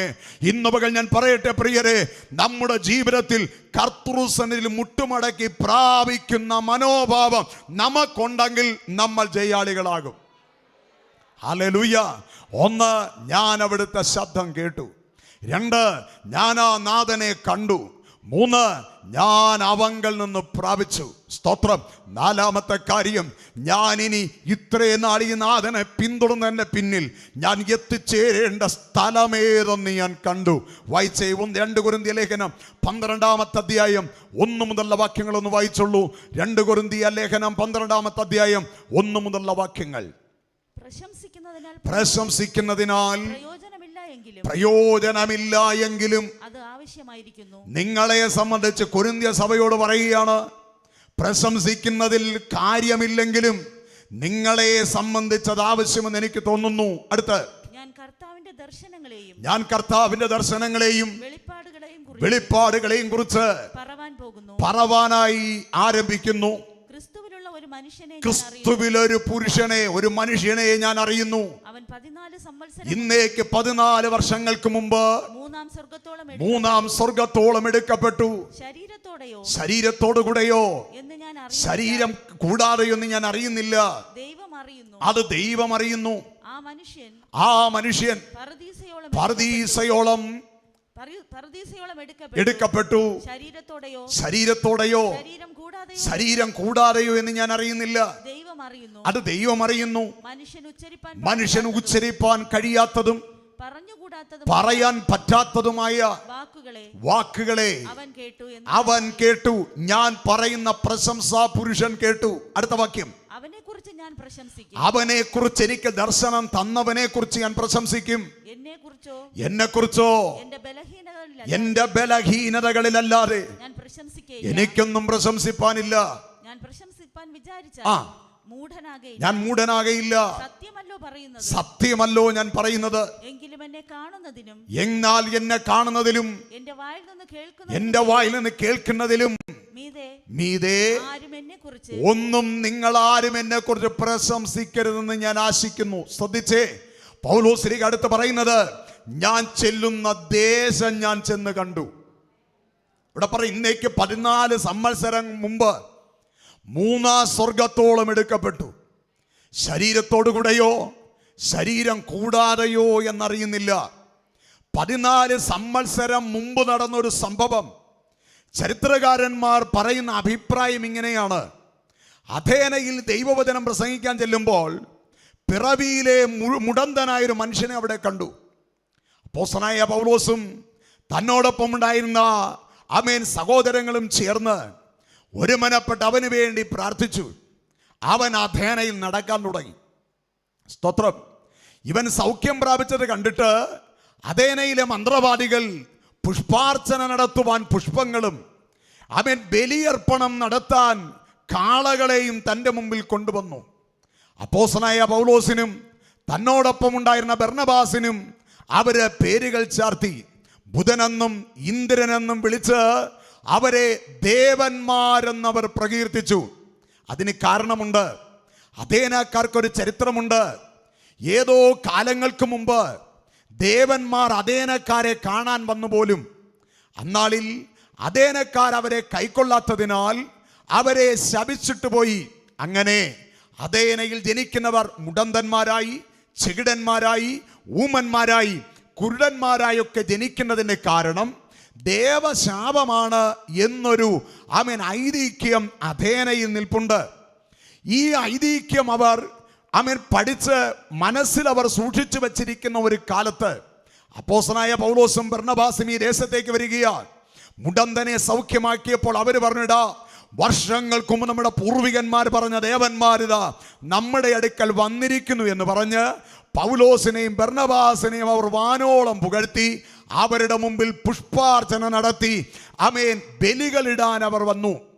പൗലോസും ബർന്നബാസും അറിഞ്ഞിട്ട് അവരുടെ മുമ്പിൽ ഓടി വന്നു, സഹോദരന്മാരെ, ഈ വ്യർത്ഥ കാര്യങ്ങൾ വിട്ട് നിങ്ങൾ ക്രിസ്തുവിലേക്ക് തിരിയണം. നിങ്ങളെപ്പോലെ ഞങ്ങളും സാധാരണ മനുഷ്യരാണെന്ന് പറഞ്ഞപ്പോൾ തൊട്ടടുത്ത പട്ടണങ്ങളിൽ നിന്ന് യഹൂദന്മാർ ഇവരെ ഇളക്കി വിട്ടു. പൂമാല ചാർത്തുവാൻ വന്നവർ കല്ലുകൾ കരത്തിലേന്തി പൗലോസിനെ ബർന്നബാസിനെ എറിയാനായി തുടങ്ങി. ഏറുകൊണ്ട് പൗലോസ് അവിടെ നിലം പൊത്തി മരിച്ചവനെ പോലെയായി.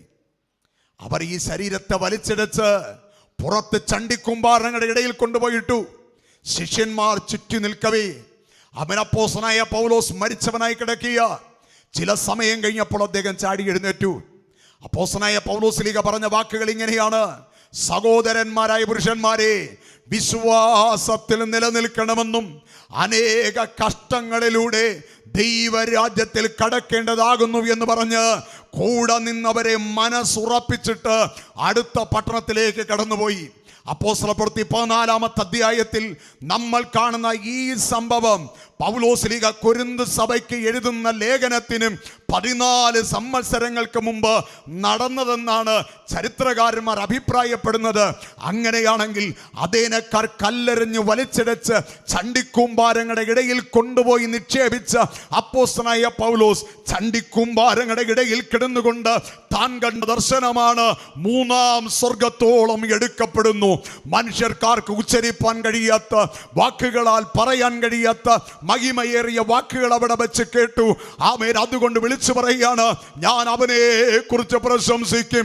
എന്നെ കാണിച്ച ദേശത്ത് എത്തുവോളം ഞാൻ പിമ്പിലുള്ളതും മറന്ന് മുമ്പിലേക്ക് ആഞ്ഞ് പരമവിളിയുടെ വിരുദിനായി ലാക്കിലേക്ക് ഓടും. ഈ ഓട്ടത്തെ തെറ്റിക്കാൻ വേറെ ആർക്കും കഴിയത്തില്ല. ഹല്ലേലൂയ. എന്തുകൊണ്ട് ഞാൻ പിമ്പിലുള്ളത് മറന്നു? എന്തുകൊണ്ട് ഞാൻ മുന്നിലേക്ക് ആയുന്നു? മുന്നിലേക്കായാനുള്ള 4 കാരണങ്ങൾ. 1, ഞാൻ അവിടുത്തെ ശബ്ദം കേട്ടു. 2, ഞാൻ ആ നാഥനെ കണ്ടു. 3, ഞാൻ അവങ്കൽ നിന്ന് പ്രാപിച്ചു. 4, ഞാൻ എത്താനുള്ള 3ാമത്തെ സ്വർഗം, നിത്യരുടെ തുറമുഖം എൻ്റെ ഈ കണ്ണുകൊണ്ട് ഞാൻ കണ്ടു. ആ നാഥന്റെ സന്നി എത്തുവോളം ഈ ലോകത്തിൽ എന്തു വന്നാലും ഈ ലോകത്തെ ഞാൻ സ്നേഹിക്കയില്ല, എൻ്റെ നാഥന് വേണ്ടി ഓടുമെന്ന് അപ്പോസ്തലനായ പൗലോസ്ലീഹ വിളിച്ചു പറഞ്ഞെങ്കിൽ, ഇന്ന് ഈ സന്ദേശം കേൾക്കുന്ന വാത്സല്യ ദൈവജനത്തോട് ഞാൻ വിളിച്ചു പറയട്ടെ, ലോകത്തിലുള്ളതിനെ സ്നേഹിച്ച് യാത്ര ചെയ്യുന്നവന് നിത്യരുടെ തുറമുഖത്ത് എത്താനായി കഴിയുകയില്ല. നിത്യത എന്ന സ്വർഗീയ ഭവനം പ്രാപിക്കണമോ, ഈ ലോകത്തിലുള്ളതിനെ ത്യജിക്കുന്നവന് മാത്രമേ അത് സാധ്യമാകത്തുള്ളൂ. ഹല്ലേലൂയ, ആമേൻ, സ്തോത്രം. അപ്പോൾ ഇവിടെ പറഞ്ഞത്, 1 ഞാൻ ചെയ്യുന്നു, പിമ്പിലുള്ളത് മറന്ന് മുമ്പിലേക്കായിരുന്നു. റോമർക്ക് ലേഖനം എഴുതുമ്പോൾ റോമാലേഖനം 8-ാമത്തെ അധ്യായം 35 മുതലുള്ള വാക്യം അപ്പോസ്തലനായ പൗലോസ് അവിടെ വ്യക്തമാക്കുന്നത്, ഈ ക്രിസ്തുവിന്റെ സ്നേഹത്തിൽ നിന്ന് എന്നെ വേർതിരിക്കുന്നത് ആർ? ഹല്ലേലൂയ, കണ്ടോ? ആമേൻ. ഞാൻ ശബ്ദം കേട്ട, ഞാൻ നേരിട്ട് കണ്ട, ഞാൻ പ്രാപിച്ച, എന്നെ കൊണ്ടെത്തിക്കുന്ന ദേശത്തെ എനിക്ക് കാണിച്ചു തന്ന ഈ നാഥന്റെ സ്നേഹത്തിൽ നിന്ന് എന്നെ ആമേൻ പിടിച്ചു മാറ്റുന്നതാർ, അടർത്തി മാറ്റുന്നതാർ. ആമേൻ. കഷ്ടതയോ പട്ടിണിയോ ഉപദ്രവമോ നഗ്നതയോ ആപത്തോ വാളോ ഉയരത്തിനുള്ളതിനോ ആഴത്തിനുള്ളതിനോ വരുവാനുള്ളതിനോ ദൂതന്മാർക്കോ വാഴ്ചകൾക്കോ യാതൊരു സൃഷ്ടിക്കും ഈ ക്രിസ്തുവും ഞാനും തമ്മിലുള്ള ബന്ധത്തിൽ നിന്ന് എന്നെ പിടിച്ചകറ്റുവാൻ കഴിയുകയില്ല. അങ്ങനെ ഒരു ബന്ധം ഈ നാഥനുമായി ഞാൻ സ്ഥാപിച്ചിരിക്കുക.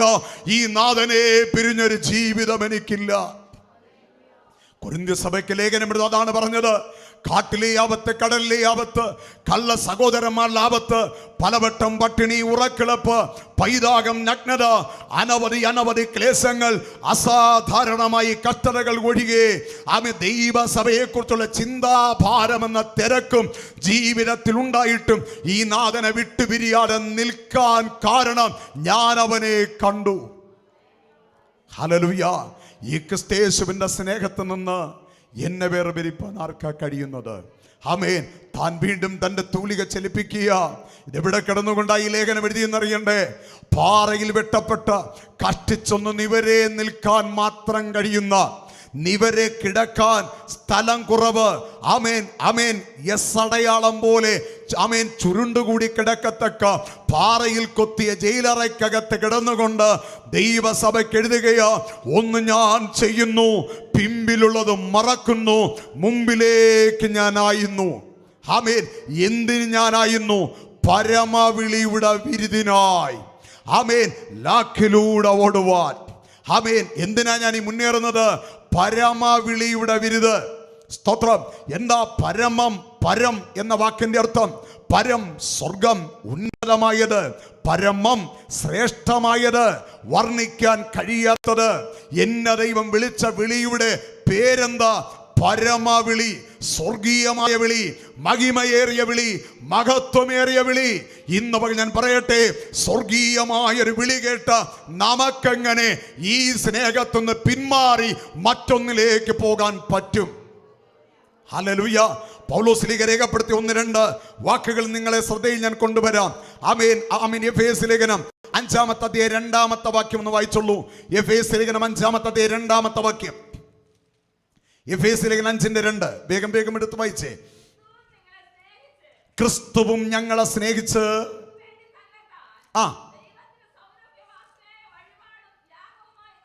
അവിടെ വായിക്കുകയാണ്, ക്രിസ്തു ഞങ്ങളെ സ്നേഹിച്ച് തന്നെത്താൻ വഴിപാടും ആമേൻ യാഗവുമായി അർപ്പിച്ച പോലെ. ആമേൻ, സ്തോത്രം. ഒന്നുകൂടെ ഒന്ന് വായിച്ചേ. 5:1 വായിച്ചേ. 5-ാമത്തെ അധ്യായം 1 മുതൽ. ആകയാൽ പ്രിയ മക്കൾ എന്ന പോലെ ദൈവത്തെ അനുകരിപ്പീൻ.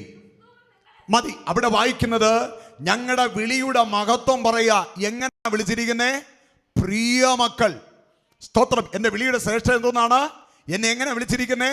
പ്രിയമക്കൾ, പ്രിയ മോളെ, പ്രിയ മോനെ എന്ന് വിളിച്ച എൻ്റെ കർത്താവ് ഈ ആത്മീയ നിലവാരത്തിൽ കൊണ്ടുവന്നേ. എൻ്റെ ദൈവത്തിന് എന്നെ പ്രിയവാ. യെശയ്യാ പ്രവാചനത്തിൽ പറയുന്നത്, ആമേൻ, ദൈവത്തിന് നീ പ്രിയനും വിലയേറിയവനുമാകയാൽ നിനക്ക് പകരം ജാതികളെയും നിനക്ക് പകരം മിസ്രൈമിനെയും സഭയെയും കൂശിനെയും കൊടുക്കും, നിന്നെ അവൻ വിട്ടുകൊടുക്കത്തില്ല. കാരണം ദൈവത്തിന് നീ പ്രിയനും മാന്യനും വിലയേറിയവനുമാ. ഹല്ലേലൂയ. അപ്പോൾ ഒരു പ്രിയമായ വിളിയാണ് എനിക്കുള്ളത്. വീണ്ടും 1 യോഹന്നാന്റെ ലേഖനം 3-ാമത്തെ അധ്യായം 1-ാമത്തെ വാക്യം, കാൺമീൻ, നാം ദൈവമക്കളെന്ന് വിളിക്കപ്പെടുവാൻ പിതാവ് നമുക്ക് എത്ര വലിയ സ്നേഹം നൽകി. നമ്മളെ കർത്താവ് എന്തോന്ന് വിളിച്ചു? പ്രിയമക്കളെന്ന് വിളിച്ചു. അടുത്ത് പറയുന്നു ദൈവമക്കളെന്ന് വിളിച്ചു. സ്തോത്രം. ദൈവപുരുഷനായ മോശയെ ദൈവം സംബോധന ചെയ്ത ചില വാക്കുകൾ: 1, എൻ്റെ ദാസനായ മോശ; 2, സൗമ്യനായ മോശ; 3, വിശ്വസ്തനായ മോശ. ഹല്ലേലൂയ. ദാനിയേൽ പ്രവചനത്തിലേക്ക് ചെന്നാൽ ദാനിയേലിനെ സംബോധന ചെയ്തൊരു വാക്കുണ്ട്: എൻ്റെ പ്രിയ പുരുഷ. സ്തോത്രം. ദൈവപുരുഷനായ ദാവീദിനെ സംബോധന ചെയ്തുകൊണ്ട് എൻ്റെ ഹൃദയപ്രകാരമുള്ള മനുഷ്യൻ. സ്തോത്രം. വേദപുസ്തകത്തിൽ ചിലരെ ഇങ്ങനെ മഹിമയേറിയ പേരുകൾ പറഞ്ഞ് വിളിക്കുമ്പോൾ നമ്മളെ കുറിച്ച് പറയുന്നു, കാൺമീൻ, ദൈവമക്കളെന്ന് വിളിക്കപ്പെടുവാൻ പിതാവ് ക്രിസ്തുയേശുവിലൂടെ എത്ര വലിയ സ്നേഹം നമുക്ക് നൽകിയിരിക്കുന്നു. ആമേൻ. ആ വിളിയുടെ ആശ ഇന്നതെന്നറിഞ്ഞ് യാത്ര ചെയ്യുവാൻ വിളിക്കപ്പെട്ട ദൈവജനത്തോട് പറയുകയാണ്, പിമ്പിലുള്ളത് മറന്ന് മുമ്പിലേക്ക് അഞ്ഞ് പരമവിളിയുടെ വിരുദിനായി യാത്ര ചെയ്യുക. ഹല്ലേലൂയ. പരമമായ വിളി. സ്തോത്രം. ഈ സ്വർഗീയമായ വിളിക്ക് എന്തുണ്ട്? ഒരു വിരുദുണ്ട്.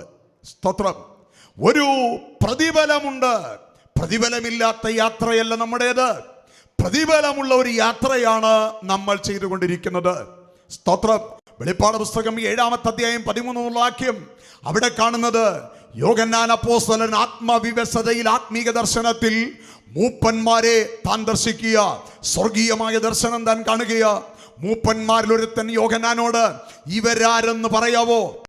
യോഹന്നാൻ മറുപടി പറഞ്ഞു, എനിക്കറിയത്തില്ല, അങ്ങ് തന്നെ പറഞ്ഞാലും.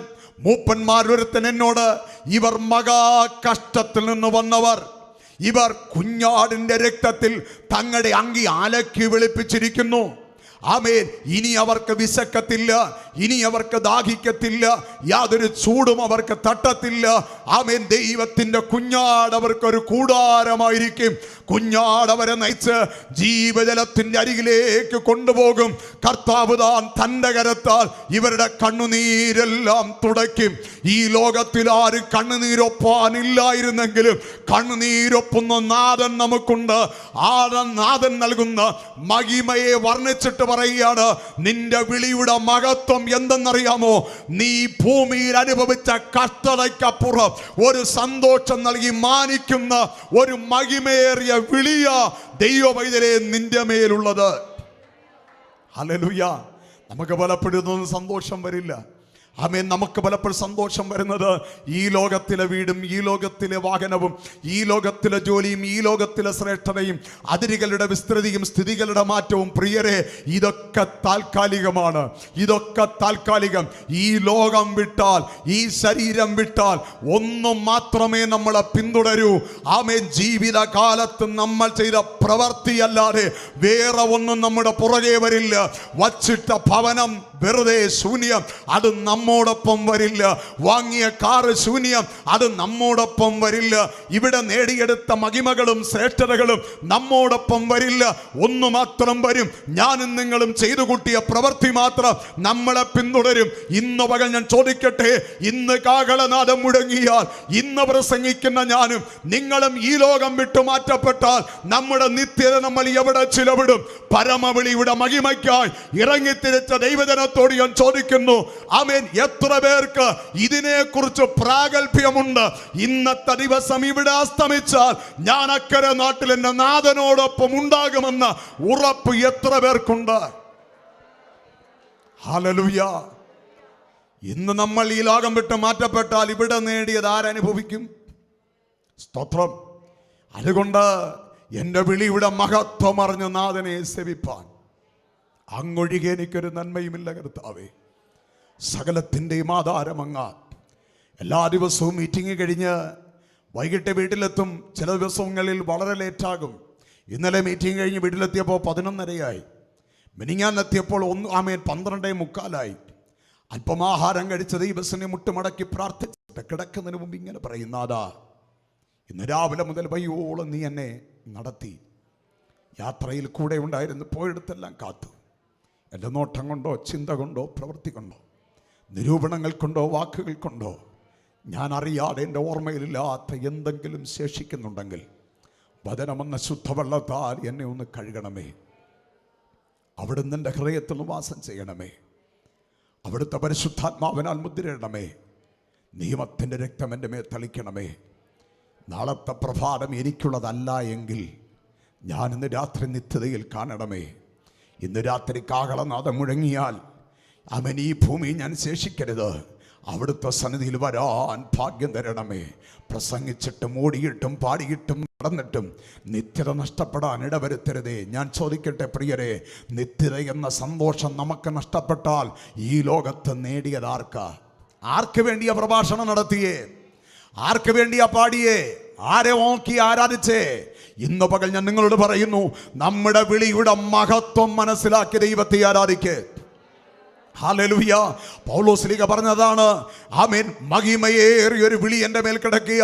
പരമവിളിയുടെ പിന്നിലൊരു ബിരുദുണ്ട്, ഒരു ജയമുണ്ട്, ഒരു ശ്രേഷ്ഠതയുണ്ട്. അതാണ് AD 61 ഫിലിപ്പിയ സഭയ്ക്ക് ലേഖനം എഴുതിയപ്പോൾ പറഞ്ഞതാണ്, ഒന്ന് ഞാൻ ചെയ്യുന്നു, പിമ്പിലുള്ളത് മറന്ന് മുമ്പിലേക്ക് ആഞ്ഞ് പരമവിളിയുടെ വിരുദിനായി ലാക്കിലേക്ക് ഓടുന്നു. ഇതെഴുതിയ പൗലോസ്ലീഹ 7 വർഷം പിന്നിട്ടു. ആമേൻ. AD 67 റോമൻ കാരാഗൃഹത്തിൽ കിടന്നുകൊണ്ട് തീമത്തിയോസിന് ലേഖനം എഴുതുകയാ. അവിടെ താൻ കുറിച്ച കുറിപ്പ് ഇങ്ങനെയാണ്: ഇപ്പോൾ തന്നെ ഞാൻ പാനീയയാഗമായി ഒഴിക്കപ്പെടുന്നു, നല്ല പോർ ഞാൻ പൊരുതി, ഓട്ടം തികച്ചു, വിശ്വാസം കാത്തു, നീതിയുടെ കിരീടം എനിക്കായി വച്ചിരിക്കുന്നു. നീതിയുള്ള ന്യായാധിപതിയായി കർത്താവ് അതെനിക്ക് തരും. എനിക്ക് മാത്രമല്ല, ക്രിസ്തുവിൽ പ്രിയം വച്ച സകലർക്കും കൂടെ. എന്തിനാ ഞാൻ ഓടിയത്? ഒരു കിരീടത്തിന് വേണ്ടിയാ. ഒരു കിരീടം എനിക്ക് ലഭിക്കും. ജയാളികൾക്ക് ലഭിക്കുന്ന കിരീടം എനിക്ക് ലഭിക്കും. എന്താ പൗലോസ്ലീഹ കിരീടത്തെക്കുറിച്ച് പറയാൻ കാരണം? അന്ന് ഫിലിപ്പിയ, എഫെസോസ്, കൊലോസിയ ഈ സ്ഥലങ്ങളിൽ നിന്നൊക്കെ ആൾക്കാർ ആയിരക്കണക്കിന് വന്നു തിങ്ങുന്ന കൊലോസിയം എന്ന സ്റ്റേഡിയത്തിൽ പന്തയങ്ങൾ നടത്തി പന്തയത്തിൽ ജയിക്കുന്നവർക്ക് ഐമോദക ചെടിയുടെയും ഒലിവിൻ്റെയും ഒട്ടകപ്പക്ഷിയുടെ തൂവലും ചേർത്തിണക്കി ഉണ്ടാക്കിയ മനോഹാരിതയുള്ള വിവിധ വർണ്ണപ്പകിട്ടാർന്ന കിരീടങ്ങൾ വെച്ച് സമൂഹ മധ്യ അവരെ ആദരിക്കാറുണ്ട്. എന്തിനാ ഓട്ടപ്പന്തയം നടത്തിയത്? എന്തിനാ പലതിലും ജയിച്ചത്? ഒരു കിരീടത്തിന് വേണ്ടി. പൗലോസ്ലീഹ നോക്കി വെച്ച് പറഞ്ഞു, ഇവരോ വാടുന്നതിന് വേണ്ടി ഓടുന്നു, നമ്മളോ വാടാത്തൊരു കിരീടത്തിന് വേണ്ടി ഓടുന്നവരാ. ഹല്ലേലൂയ. വിശ്വസ്തതയോടെ ഓടുന്നവന് നൽകുവാനിരിക്കുന്ന മഹിമയേറിയ കിരീടത്തെ ഓർത്തിട്ട് പൗലോസ്ലീഹ പറഞ്ഞ വാക്ക്, ഒന്ന് ഞാൻ ചെയ്യുന്നു, പിമ്പിലുള്ളത് മറക്കുന്നു, മുമ്പിലേക്ക് ആഞ്ഞ് പരമവിളിയുടെ വിരുദിനായി ലാക്കിലേക്ക് ഓടുന്നു. അപ്പോൾ പരമവിളി, സ്വർഗീയമായ വിളി, അതിനുവേണ്ടി ട്രാക്കിലൂടെ ഓടുകയാ. എന്താ ആ പദം അവിടെ കൊണ്ടുവന്നേ? ആ ലാക്കിലൂടെ, ആ ട്രാക്കിലൂടെ ഓടുന്നു. കാരണം ദൈവം നമ്മുടെ മുമ്പിൽ വച്ചിരിക്കുന്ന ലയൻ വിട്ടു മാറിയ പലരുമുണ്ട്. ദേമാസ് ഈ ലോകത്തെ സ്നേഹിച്ച അദ്ദേഹം പട്ടുപോയി.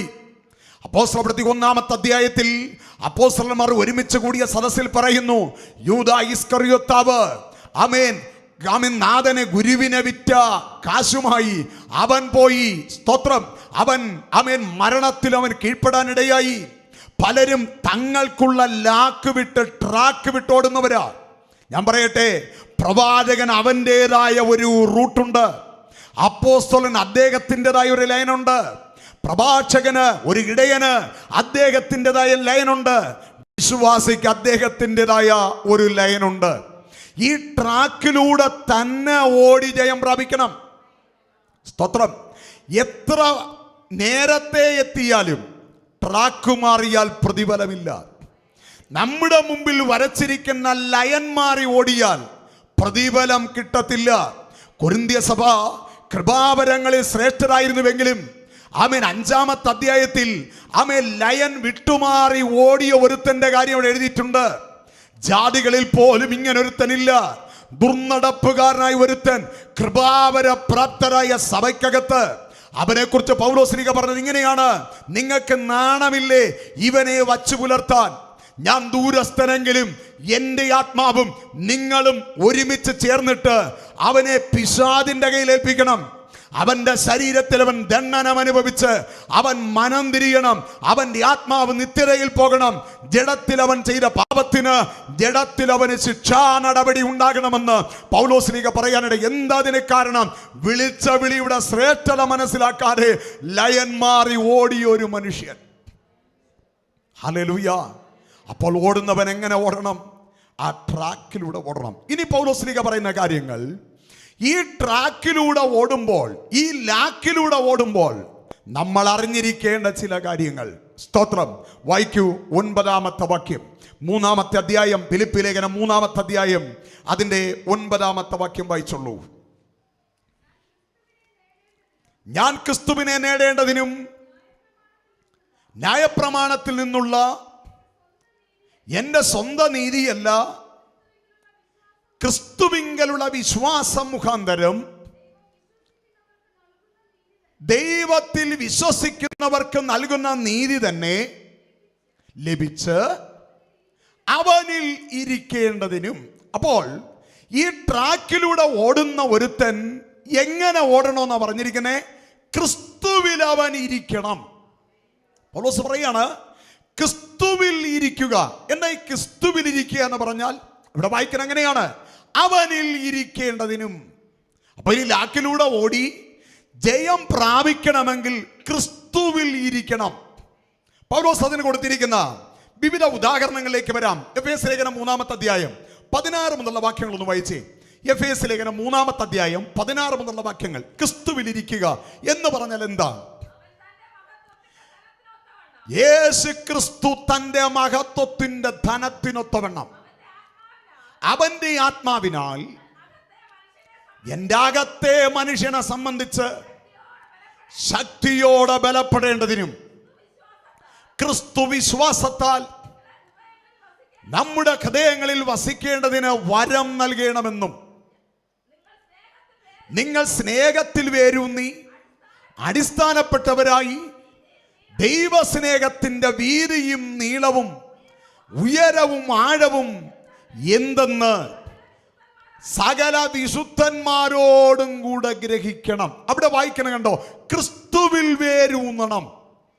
ഫിലിപ്പി ലേഖനത്തിൽ പറയുന്നത് അവനിൽ ഇരിക്കണം. എഫേസ്യ ലേഖനത്തിൽ പൗലോസ്ലീഹ പറഞ്ഞിരിക്കുന്നത് ക്രിസ്തുവിൽ നിങ്ങൾ വേരൂന്നണം. മത്തായി സുവിശേഷം 7-ാമത്തെ അധ്യായം 24 മുതലുള്ള വാക്യം അവിടെ കാണുന്നത്, എൻ്റെ ഈ വചനങ്ങളെ കേട്ട് പ്രമാണിക്കുന്നവനൊക്കെ പാറമേൽ വീട് പണിത ബുദ്ധിയുള്ള മനുഷ്യനോട് തുല്യനാകും. വൻമഴ ചൊരിഞ്ഞു, നദികൾ പൊങ്ങി, കാറ്റടിച്ചു, വീടിന്മേൽ അലച്ചു, ആ വീട് വീണില്ല. അവിടെ വായിക്കുന്ന കണ്ടോ? ആമേൻ. എൻ്റെ ഈ വചനങ്ങളെ കേട്ട് ചെയ്യുന്നവൻ, വചനത്തെ അനുസരിക്കുന്നവൻ പാറമേൽ വീട് പണിത ബുദ്ധിയുള്ള മനുഷ്യനോട് തുല്യൻ. എന്നാൽ വചനത്തെ കേട്ട് ചെയ്യാത്തവനാരാ? ബുദ്ധിയില്ലാത്ത മനുഷ്യൻ. അവനും വീട് പണിതു മണലിന്മേൽ. അവിടെയും കാറ്റടിച്ചു, അവിടെയും വൻമഴ ചൊരിഞ്ഞു, അവിടെയും നദികൾ പൊങ്ങി, ആ വീട് വീണു, വീഴ്ച വലുതായിരുന്നു. വചനം അനുസരിക്കുന്നവനും ക്രിസ്തുവിൽ വേരൂന്നിയവനും ക്രിസ്തുവിൽ നിലനിൽക്കുന്നവനും, മറുഭാഗത്ത് വചനം അനുസരിക്കാത്തവനും ക്രിസ്തുവില്ലാതെ ജീവിക്കുന്നവനും തമ്മിലുള്ള വ്യത്യാസമോടെ പറയുകയാണ്. ക്രിസ്തുവിൽ വേരൂന്നി ക്രിസ്തുവിൽ അടിസ്ഥാനപ്പെട്ട് ക്രിസ്തുവിൽ മാത്രം ആശ വെച്ച് ജീവിച്ച ഒരു ഭക്തന്റെ ജീവിതത്തിൽ വൻമഴ ചൊരിഞ്ഞു. സ്തോത്രം. പ്രശ്നങ്ങൾ മഴ പെയ്യുന്നത് പോലെ, പ്രതികൂലങ്ങൾ പെരുങ്കാറ്റ് വീശി അടിക്കുന്നത് പോലെ വശങ്ങളിൽ നിന്ന്, ഹല്ലേലൂയ, 4 ദിശയിൽ നിന്നും ശക്തമായി കാറ്റ്. അവൻ അടുത്ത് പറയുന്നത്, നിലനിൽപ്പില്ലാതെ പറിച്ചു കൊണ്ടുപോകത്തക്ക തലത്തിൽ ഒഴുക്കുവെള്ളം പോലെ പ്രശ്നങ്ങൾ ജീവിതത്തിൽ ആഞ്ഞടിച്ചിട്ടും ഭക്തന്മാർ നിലനിന്നതിന്റെ കാരണമെന്ത്? അവർ ക്രിസ്തുവെന്ന പാറമേൽ അവരുടെ പാദമുറപ്പിച്ചത് കൊണ്ട് അവർ വീണുപോയില്ല. പഴയ കാലഘട്ടത്തിലെ ഭക്തന്മാർ നമുക്ക് കൈമാറിയ അനുഗ്രഹീതമായ ഗാനങ്ങളൊക്കെ നമ്മൾ പാടി ആരാധിക്കുന്നവരാ. പണ്ട് സാധുകുച്ചഞ്ഞു ഉപദേശിയുടെ ചരിത്രം വായിച്ചപ്പോൾ അതിൽ നിന്ന് ആമേൻ കണ്ടത്, ആരും സഹായമില്ല പാരിൽ എന്ന ആ ഗാനം അദ്ദേഹം പാടിയിട്ട് അതിൻ്റെ തുടർന്നുള്ള ഈരടികൾ ഇങ്ങനെയാണ്: സ്തോത്രം, കല്യാണശാലയിൽ എന്നെ വിളിച്ചെൻ്റെ സന്താപമൊക്കെയും തീർത്തിടുന്ന ഒരു കാലം. ആ ലയൻ എഴുതാൻ ഉണ്ടായ കാരണം ഞാൻ കേട്ടിട്ടുണ്ട്. അദ്ദേഹം വിശ്വാസത്തിൽ വന്ന കാലഘട്ടത്തിൽ അദ്ദേഹം ഒരു ഉപദേശിയായി സുവിശേഷം പ്രസംഗം നടക്കുന്ന കാലം ഒരു വിരുന്ന് സൽക്കാരത്തിന് വിരുന്നുശാലയിൽ അദ്ദേഹത്തെ വിളിച്ചു. അന്ന് ഓല കൊണ്ട് പുരട്ടി ഓലക്ക് ഓലക്കീറോ അല്ലെങ്കിൽ സ്തോത്രം പുൽപ്പായോ അല്ലെങ്കിൽ കൈതോലപ്പായോ തറയിലിട്ട് ഇല വിളമ്പി ആഹാരം കൊടുക്കുന്ന കാലം. കൊച്ചുകുഞ്ഞു ഉപദേശിയെ ഒരു വിരുന്നു സൽക്കാരത്തിൽ വിളിച്ചു. അവിടെ അദ്ദേഹം ചെല്ലുമ്പോൾ ചില ചെറുപ്പക്കാർ പറഞ്ഞു, ഈ ഉപദേശിക്കുന്ന നല്ലൊരു പണി കൊടുത്തു വേണം നമുക്ക് വിടാൻ. എല്ലാവരുടെയും മുമ്പിൽ ഇലയിട്ടു, ഇദ്ദേഹത്തിൻ്റെ മുമ്പിലും ഇലയിട്ടു. പക്ഷേ എല്ലാ ഇലയിലും കറികൾ വിളമ്പി, ഉപദേശിയുടെ ഇലയിൽ കറി വിളമ്പിയില്ല. ഉപദേശിയുടെ ഇലയിൽ ചോറിട്ടില്ല. ഉപദേശിയുടെ ഇലയിൽ ആമേൻ കറികളോ മറ്റൊന്നും വന്നില്ല. എല്ലാവരും ഭക്ഷണം കഴിക്കാൻ തുടങ്ങി. ഉപദേശി വലത്തുമിടത്തും നോക്കി. പലരും കുനിഞ്ഞിരുന്ന് ചിരിക്കാൻ തുടങ്ങി. ഒന്നും പറയാതെ തന്നെ ക്ഷണിച്ച വ്യക്തിയോട് പരാതി പറയാതെ ഇലമടക്കി പോകുന്ന വഴിക്ക് അദ്ദേഹം പാടിയെന്നാണ് കേട്ടുകേൾവി. കല്യാണശാലയിൽ എന്നെ വിളിച്ചെന്റെ സന്താപമൊക്കെയും തീർത്തിടും നാൾ. കല്യാണശാലയിൽ എന്നെ വിളിച്ചെന്റെ സന്താപമൊക്കെയും തീർത്തിടും നാൾ. ശീഘ്രം വരുന്നെന്റെ കാന്തൻ വരുന്നെനിക്കുല്ലാസമായി ബഹുകാലം വാഴാൻ. ശീഘ്രം വരുന്നെന്റെ കാന്തൻ വരുന്നെനിക്കുല്ലാസമായി ബഹുകാലം വാഴാൻ. എന്റെ ദൈവം സ്വർഗസിംഹാസനം തന്നിൽ എന്നിൽ കനിഞ്ഞെന്നെ ഓർത്തിടുന്നു. നോക്കേ, ഈരടികൾ എഴുതാൻ ഇടയാക്കിയത് കല്യാണശാലയിൽ ആക്ഷേപിച്ചു വിട്ടതെങ്കിൽ നമുക്ക് ഇത്രേ മതിയായിരുന്നു നമ്മൾ പിന്മാറ്റക്കാരാകാൻ. ഹല്ലേലൂയ. ഇതുപോലൊരു അനുഭവം സമൂഹത്തിൽ നിന്ന് വന്നിരുന്നെങ്കിൽ ഇന്നത്തെ കാലത്ത് നമ്മൾ യേശുവിനെ വിട്ടേച്ച് നമ്മൾ വന്ന വഴിക്ക് തിരിഞ്ഞു പോയനെ. എന്തുകൊണ്ട്? ഭക്തന്മാരുടെ ജീവിതത്തിൽ കഷ്ടത വന്നപ്പോൾ ഒരു പുതിയ പാട്ടിന് ഹെഡിങ് കൊടുക്കാൻ അവർക്ക് കഴിഞ്ഞത്, അതിൻ്റെ കാരണം അവർ ക്രിസ്തുവിൽ ഇരുന്നു. അവർ ക്രിസ്തുവിൽ വേരൂന്നി. വിളിച്ച ദൈവം വിശ്വസ്തനെന്നവൻ എണ്ണി. ഈ ലോകം ആദരിച്ചില്ലെങ്കിലും, ഈ ലോകത്ത് മാന്യത കിട്ടിയില്ലെങ്കിലും, ഈ ലോകത്തിൽ ആരും ബഹുമാനിച്ചില്ലെങ്കിലും, എല്ലാ നന്മയുടെ ഉറവയായ നാഥൻ പകച്ചവരുടെ മുമ്പിൽ എന്നെ മാനിക്കുന്ന ഒരു സുദിനമുണ്ട്. ശുഭ്രവസ്ത്രധാരിയായി തേജസ്പൂർണനായി കിരീടങ്ങൾ ധരിച്ച് നാഥനോടൊപ്പം നിൽക്കുന്ന ഒരു സുദിനം. എന്നെ പകച്ചവരും ആക്ഷേപിച്ചവരും എന്നെ പുറന്തള്ളിയവരും വെള്ള സിംഹാസനത്തിന്റെ മുമ്പിൽ അണിനിരന്ന് നിൽക്കുന്ന ഒരു സുദിനമുണ്ട്.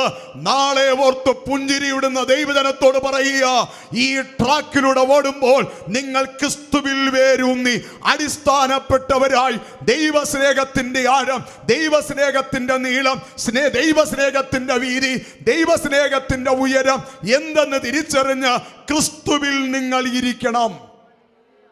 ഹല്ലേലൂയ. പൗലോസ് പറഞ്ഞ ആശയം അതാണ്, നിങ്ങൾ ക്രിസ്തുവിൽ ഇരിക്കുക. യോഹന്നാന്റെ സുവിശേഷം 15-ാമത്തെ അധ്യായം 1 മുതലുള്ള വാക്യങ്ങൾ വായിക്കുമ്പോൾ വിട്ടുപിരിയാത്ത ക്രിസ്തേശുവുമായുള്ള ബന്ധത്തെയാണ് അവിടെ പഠിപ്പിക്കുന്നത്.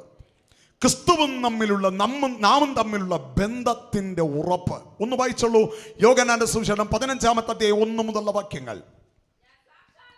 ഞാൻ സാക്ഷാൽ മുന്തിരിവള്ളിയും എന്റെ പിതാവ് തോട്ടക്കാരനുമാകുന്നു.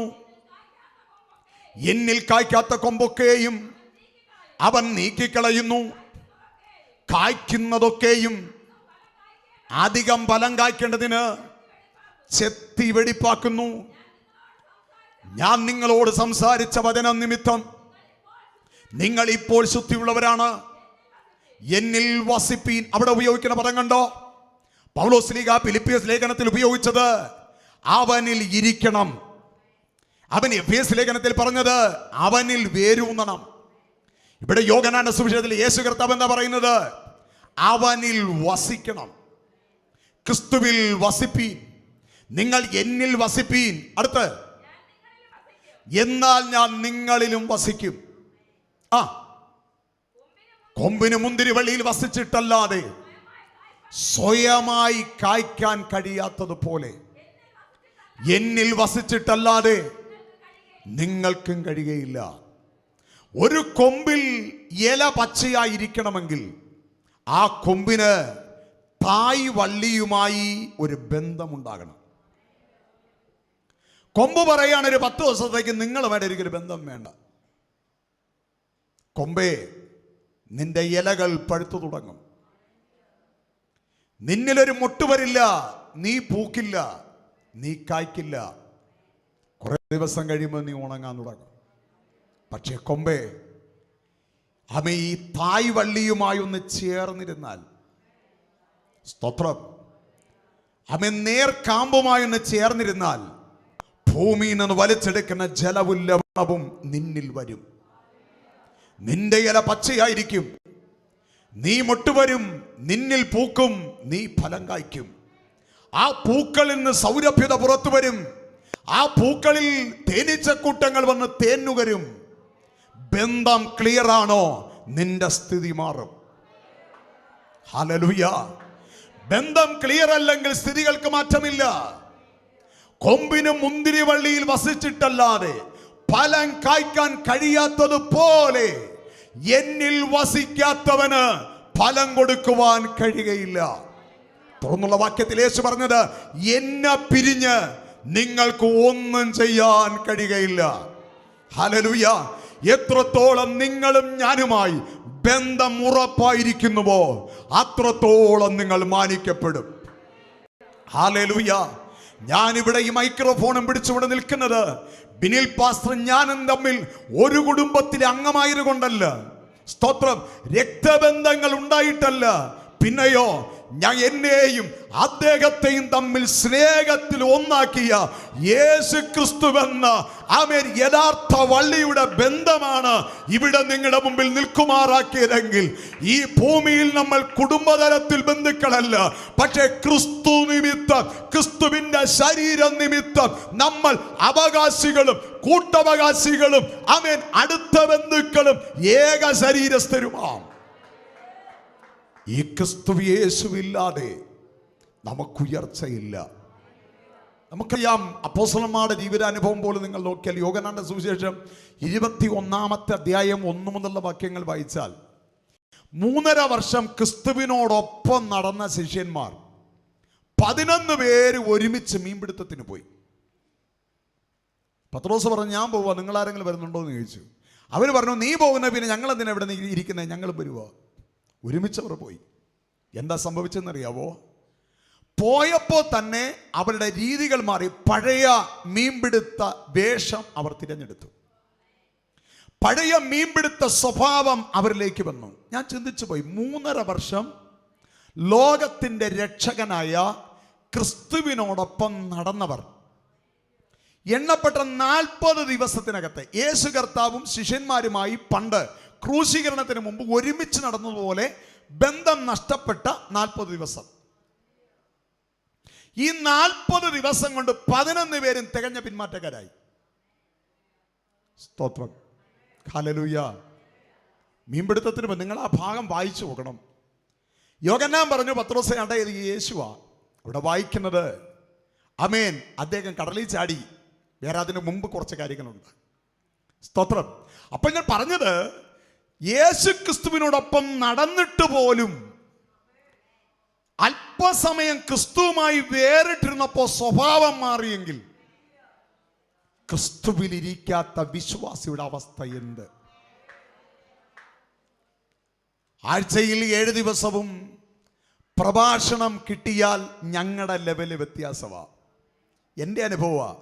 ഇടയിൽ ഒരു ദിവസം പ്രസംഗിക്കാതെ ഇരുന്നാൽ അടുത്ത ദിവസം വേറെ പുസ്തകം കൊണ്ട് എഴുന്നേൽക്കുമ്പോൾ വാക്കുകൾ കിടർച്ച വരും. ഞാൻ ചിന്തിച്ചിട്ടുണ്ട്, ഒരു ദിവസം പ്രസംഗിക്കാതിരുന്നപ്പോൾ ഇത്രയും വാക്കുകൾക്ക് കിടർച്ച വന്നെങ്കിൽ ഞായറാഴ്ച ക്രിസ്ത്യാനിയുടെ അവസ്ഥ എന്താ? ഇടയോഗവും ഇല്ല, മീറ്റിങ്ങിനും വരത്തില്ല, ഞായറാഴ്ച മാത്രം സഭായോഗത്തിന് കൂടുന്ന ഞായറാഴ്ച ക്രിസ്ത്യാനിയുടെ ഗതി. സ്തോത്രം. ക്രിസ്തുവിൽ ഇരിക്ക്, അവിടുത്തെ തൃക്കാൽക്കൽ ഇരിക്ക്, വചനത്തിൽ നിലനിൽക്ക്, വിശ്വാസത്തിൽ വളര്.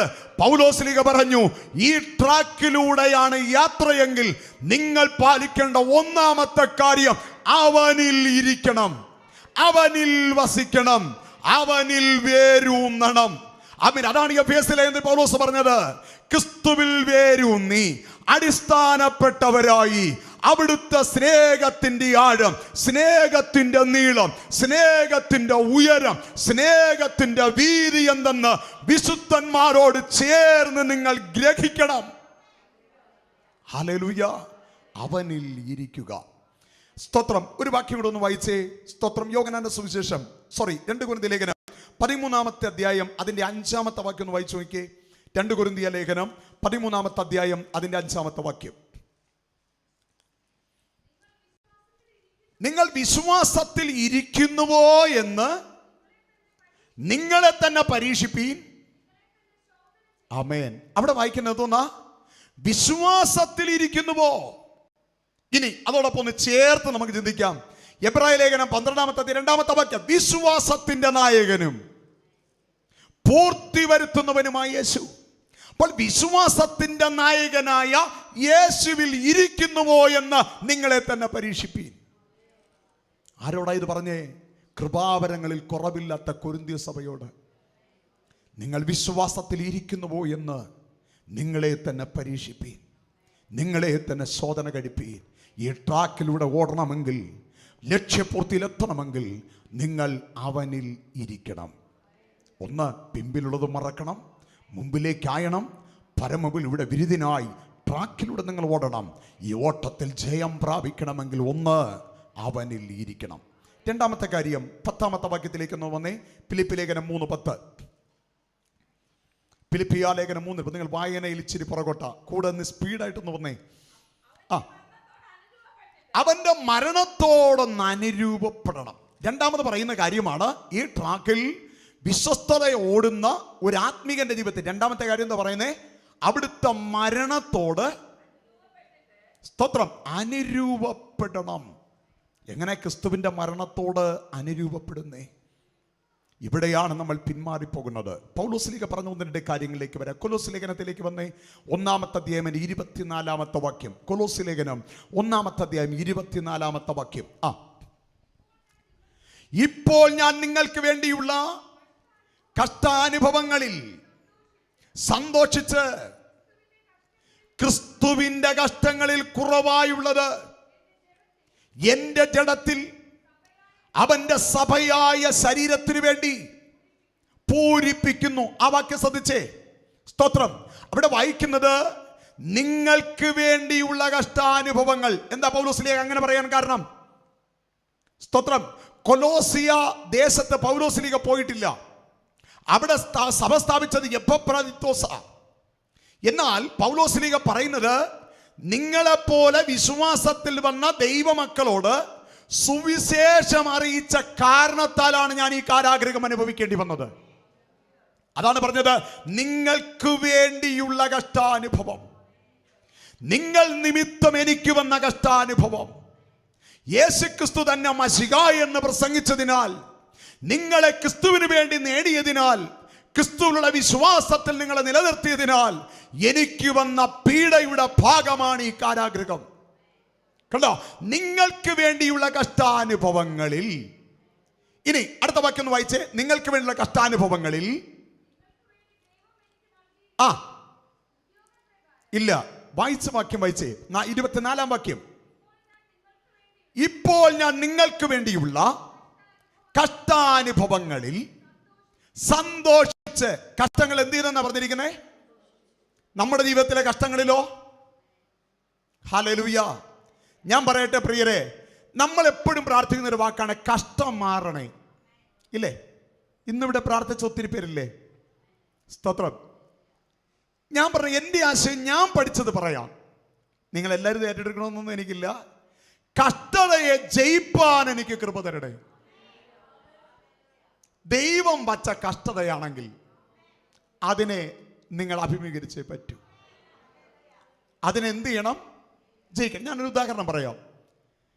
നമ്മുടെ മോന് അല്ലെങ്കിൽ mock maths, chemistry, physics 3 subject ഭയങ്കര പാടാ. ഫൈനൽ എക്സാം വന്നു. കർത്താവേ, എൻ്റെ കുഞ്ഞിനെ ഓർക്കണേ. ഈ 3 പരീക്ഷയും ഒന്നും മാറിക്കിട്ടണേ കർത്താവേ. 10ാം ക്ലാസ്സിലെ പരീക്ഷയാണ്, ഫൈനൽ എക്സാമാണ്. മാത്സ്, ഫിസിക്സ്, കെമിസ്ട്രി 3 പരീക്ഷ മാറിപ്പോകണേ. പ്രാർത്ഥിക്കുക. മാറിപ്പോയെന്നിരിക്കട്ടെ, അടുത്ത വർഷവും നിങ്ങളുടെ കുട്ടി 10ലാ. സ്തോത്രം. എന്ന് ഈ പരീക്ഷ എഴുതി ജയിക്കുവോ അന്ന് +1 കയറാം. മനസ്സിലായില്ലെന്ന് തോന്നുന്നു. ഇത് അനുവദിക്കപ്പെട്ട പരീക്ഷയാണ്. നിങ്ങളത് എഴുതിയേ പറ്റൂ. സ്തോത്രം. ഇന്ന് പകൽ പറ, എൻ്റെ കർത്താവേ, അങ്ങ് അനുവദിച്ച കഷ്ടതയാണെങ്കിൽ. കഷ്ടത 2 തരത്തിലുണ്ട്. പിശാച് കൊണ്ടുവരുന്നതുണ്ട്. അത് മാറണം. ദൈവം വച്ചതാണെങ്കിൽ അതിനെ ജയിക്കണം. ഹല്ലേലൂയ. സ്തോത്രം. ദൈവം അനുവദിച്ച ഒരു കഷ്ടതയാണ് ജീവിതത്തിൽ വന്നാൽ, ദൈവപുരുഷനായ ഇയ്യോബിന്റെ ചരിത്രം നിങ്ങൾ പഠിക്കൂ. ദൈവഭക്തൻ, നിഷ്കളങ്കൻ, നേരുള്ളവൻ, ദോഷം വിട്ടകലുന്നവൻ ദൈവം അനുവദിച്ചു. അതിന്റെ പിന്നിൽ വാദിച്ചതാരാ? പിശാചാ. സ്തോത്രം. 42-ാമത്തെ അധ്യായം നിങ്ങൾ വായിച്ചാൽ 12-ാം വാക്യം, ഇയ്യോബിന്റെ പിൽക്കാലത്തെ ദൈവം മുൻകാലത്തേക്കാൾ അനുഗ്രഹിച്ചു. അപ്പോൾ എന്തിനു വേണ്ടിയിട്ടാണ് കഷ്ടത അനുവദിച്ചത്? മാനിക്കാൻ. 7000 ആട്, 3000 ഒട്ടകം, 500 ജോഡിക്കാള, 500 പെൺകഴുത, അനവധി രാസജനങ്ങൾ, 10 മക്കൾ. അവർ കുടുംബസ്ഥരാണ്. എല്ലാം നഷ്ടപ്പെട്ടു. ഏതോ നാട്ടിന്റെ രാജാവും ശാസ്ത്രീയ മേഖലയിൽ അതീവ ശ്രേഷ്ഠനുമായൊരു മനുഷ്യനായിരുന്നു ഇയ്യോബ്. സ്തോത്രം. ഇയ്യോബിന്റെ പുസ്തകം 38-ാമത്തെ അധ്യായം വായിച്ചാൽ ചുഴലിക്കാറ്റിൽ നിന്നുകൊണ്ട് ദൈവം ചോദിക്കുന്ന ചോദ്യങ്ങൾ നിങ്ങൾ നോക്കണം. ആമേൻ. ചുഴലിക്കാറ്റിനോട് ചോദിച്ച ചോദ്യങ്ങൾ: ഭൂമിക്ക് അസ്ഥിവാരമിട്ടപ്പോൾ നീ എവിടായിരുന്നു? ആമേൻ. വെള്ളങ്ങളെ ഓടാമ്പലും കതകും കൊണ്ട് അടച്ച് അതിനെ അതിരുവച്ചപ്പോൾ നീ എവിടായിരുന്നു? നിനക്കറിയാവോ അതിനെക്കുറിച്ച്? സ്തോത്രം.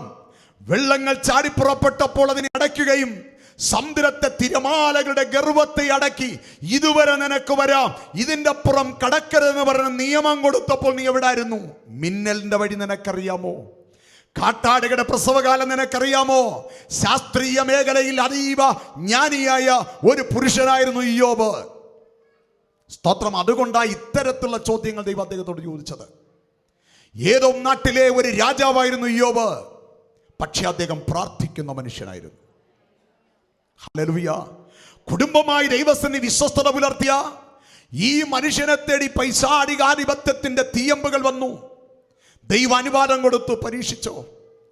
ജീവിതത്തിൽ ശോധനകൾ വന്നു. ഇയ്യോബ് ഒരു വാക്കുകൊണ്ട് പോലും ആമേൻ കഷ്ടത മാറണമേ എന്ന് പറയാതെ പറഞ്ഞതെല്ലാം അവിടുന്ന് തന്നു, അവിടുന്ന് എടുത്തു. അവിടുത്തെ നാമം മഹിമപ്പെടട്ടെ. ജീവിതത്തിൽ ശോധന എറിയപ്പോൾ അദ്ദേഹം പറഞ്ഞ, ഞാൻ വളരെ സന്തോഷിക്കുന്ന, ഇന്നും വായിച്ച് ദൈവത്തിലാണ് നിൽക്കുന്ന അനുഗ്രഹീതമായ ഒരു വാക്യമാണ് ഇയ്യോബിന്റെ പുസ്തകം 9-ാമത്തെ അധ്യായം 10-ാമത്തെ വാക്യം. അവൻ ആരാഞ്ഞുകൂടാത്ത വൻകാര്യങ്ങളും എണ്ണമറ്റ അത്ഭുതങ്ങളും അവൻ ചെയ്യുന്നു. അവൻ എൻ്റെ അരികിൽ കൂടെ കടന്നു പോകുന്നു, ഞാൻ കാണുന്നില്ല. അവൻ കടന്നു പോകുന്നു, ഞാൻ അറിയുന്നില്ല. ഒരു വാസ്തവമായ വാക്യമാണ്.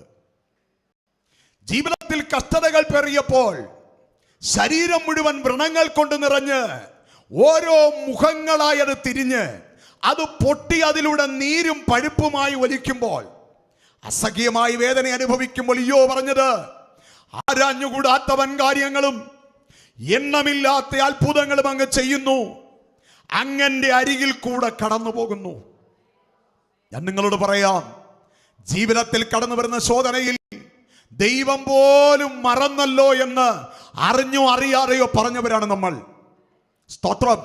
നമ്മുടെ ജീവിതത്തിൽ വന്ന താങ്ങാൻ കഴിയാത്ത ശോധനകൾ, വീട്ടിൽ ഒറ്റപ്പെട്ടു, മാതാപിതാക്കൾ തള്ളി, സ്നേഹബന്ധങ്ങൾ അകന്നു, സ്വന്തം മക്കൾ ഉപേക്ഷിച്ചു, എല്ലാവരും ഒറ്റപ്പെട്ട സാഹചര്യത്തിൽ ആമേൻ ആരും തിരിഞ്ഞു നോക്കാത്ത മേഖലയിൽ എപ്പോഴോ നമ്മൾ പറഞ്ഞതാണ്, ദൈവത്തിന് പോലും എന്നെ വേണ്ടാതായല്ലോ, ദൈവം പോലും മറന്നല്ലോ.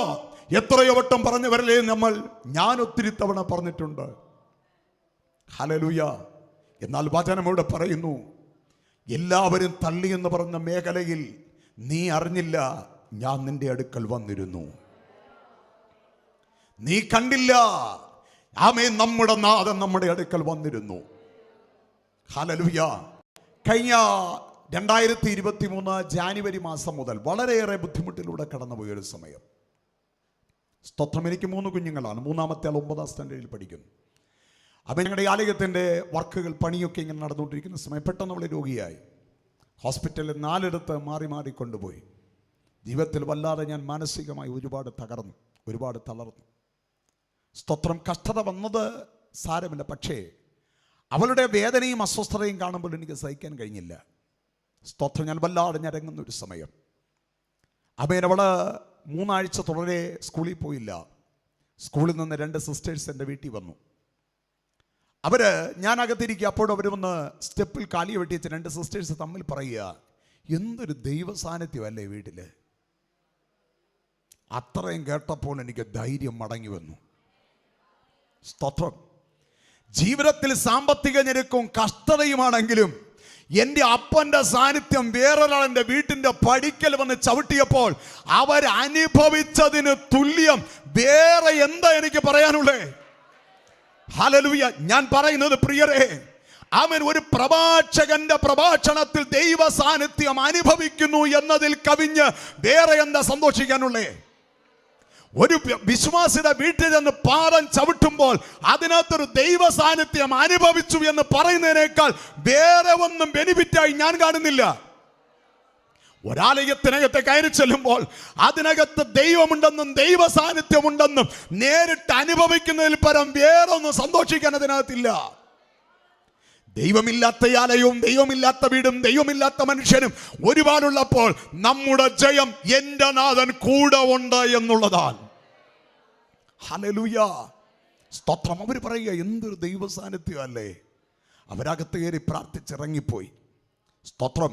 ഇതിനു മുമ്പ് അവൻ ഇതുപോലൊരാൾ പറഞ്ഞൊരു അനുഭവം എനിക്കുണ്ടായി. സ്തോത്രം. ഇന്നേക്ക് ഏകദേശം ഒരു 18 വർഷങ്ങൾക്കപ്പുറം, 16 വർഷം. സ്തോത്രം. അന്ന് ഞാൻ മലഞ്ചുറ്റ് അവിടെ ഒരു IPC തരത്തിൻ്റെ ശുശ്രൂഷകനായിരിക്കുന്ന സമയം. സ്തോത്രം. പെട്ടെന്ന് ശരീരത്തിൽ ജ്വരപ്പനി, കൗണ്ട് കുറഞ്ഞ പനി, ചിക്കൻ ഗുനിയ, പിന്നെ വൈറൽ ഫീവർ, 4 ടൈപ്പ് പനി ഒന്നുപോലെ ബാധിച്ച് പാറശാല SP ഹോസ്പിറ്റലിൽ അഡ്മിറ്റായിരുന്ന നീണ്ട 22 ദിവസം. ശരീരത്തിൽ ദിവസം പ്രതി കൗണ്ട് കുറയുന്നു, ഛർദില, ഒന്നും കഴിക്കാൻ വയ്യ, വായെല്ലാം പുണ്ണു പിടിച്ചു, മരിക്കുമെന്നൊരു ഉറപ്പായി. എല്ലാവരും വന്ന് കണ്ട് പ്രാർത്ഥിക്കും, പക്ഷേ ആരാ വന്നതെന്ന് എനിക്കറിയത്തില്ല. ബോധമെല്ലാം നഷ്ടപ്പെട്ട് കിടക്കുന്ന എൻ്റെ അടുക്കൽ ഓരോ ബെഡിലായിട്ട് ഒരമ്മച്ചി വന്ന് ഇങ്ങനെ പ്രാർത്ഥിച്ചു വരിക. സ്തോത്രം. ഞാനിങ്ങനെ വല്ലവിധനെ ഭിത്തിയിൽ പിടിച്ച് ഒന്ന് നടന്നു നോക്കാമെന്ന് പറഞ്ഞ് ഇപ്പുറത്ത് മാറി നിൽക്കുമ്പോൾ ഈ അമ്മച്ചി എൻ്റെ ബെഡിൻ്റെ അടുക്കൽ വന്നു. എൻ്റെ പപ്പ അവിടെ ഇരിക്കുക. ചോദിച്ചു, ഇവിടെ ആരാ കിടക്കുന്നത്? അപ്പോൾ പറഞ്ഞ എൻ്റെ മോനാ. ഭയങ്കര ദൈവ സാന്നിധ്യമാണല്ലോ ഈ ബെഡിൽ, പ്രാക്കൽ പറന്നു നിൽക്കുന്നത് ഞാൻ കാണുന്നല്ലോ. സ്തോത്രം. ആമേൻ. മരിക്കുമെന്നുള്ള ചിന്തയിലാണ് ഞാൻ കിടക്കുന്നേ. ഈ അമ്മ വന്ന് പറയുക, ഭയങ്കര ദൈവ സാന്നിധ്യമാണല്ലോ ബെഡില്, പ്രാക്കൾ പറന്നു നിൽക്കുന്നത് ഞാൻ കാണുന്നല്ലോ. ഞാൻ പറയട്ടെ പ്രിയരെ, ദൈവത്തിൻ്റെ സ്നേഹത്തിൽ നിൽക്കുന്നവന് കഷ്ടതയുണ്ടെങ്കിലും നമ്മളെ വിളിച്ചവൻ നമ്മളെ ഉപേക്ഷിച്ചിട്ട് പോകുന്നവനല്ല. ഹല്ലേലൂയ. ഇതാരുടെയെങ്കിലും അനുഭവം പറയല്ല, ജീവിതത്തിൽ അവിടുന്ന് നല്ല ദൈവമെന്ന് രുചിച്ചറിഞ്ഞത് കൊണ്ട് പറയുക.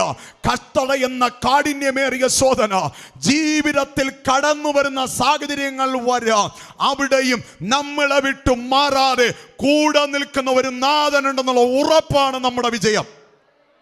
ഹല്ലേലൂയ. അതുകൊണ്ടാണ് ദൈവഭക്തൻ പറഞ്ഞത്, അവൻ ആരാഞ്ഞുകൂടാത്തവൻ കാര്യങ്ങളും എണ്ണമറ്റ അത്ഭുതങ്ങളും അവിടുന്ന് നമുക്ക് വേണ്ടി ചെയ്യുന്നു.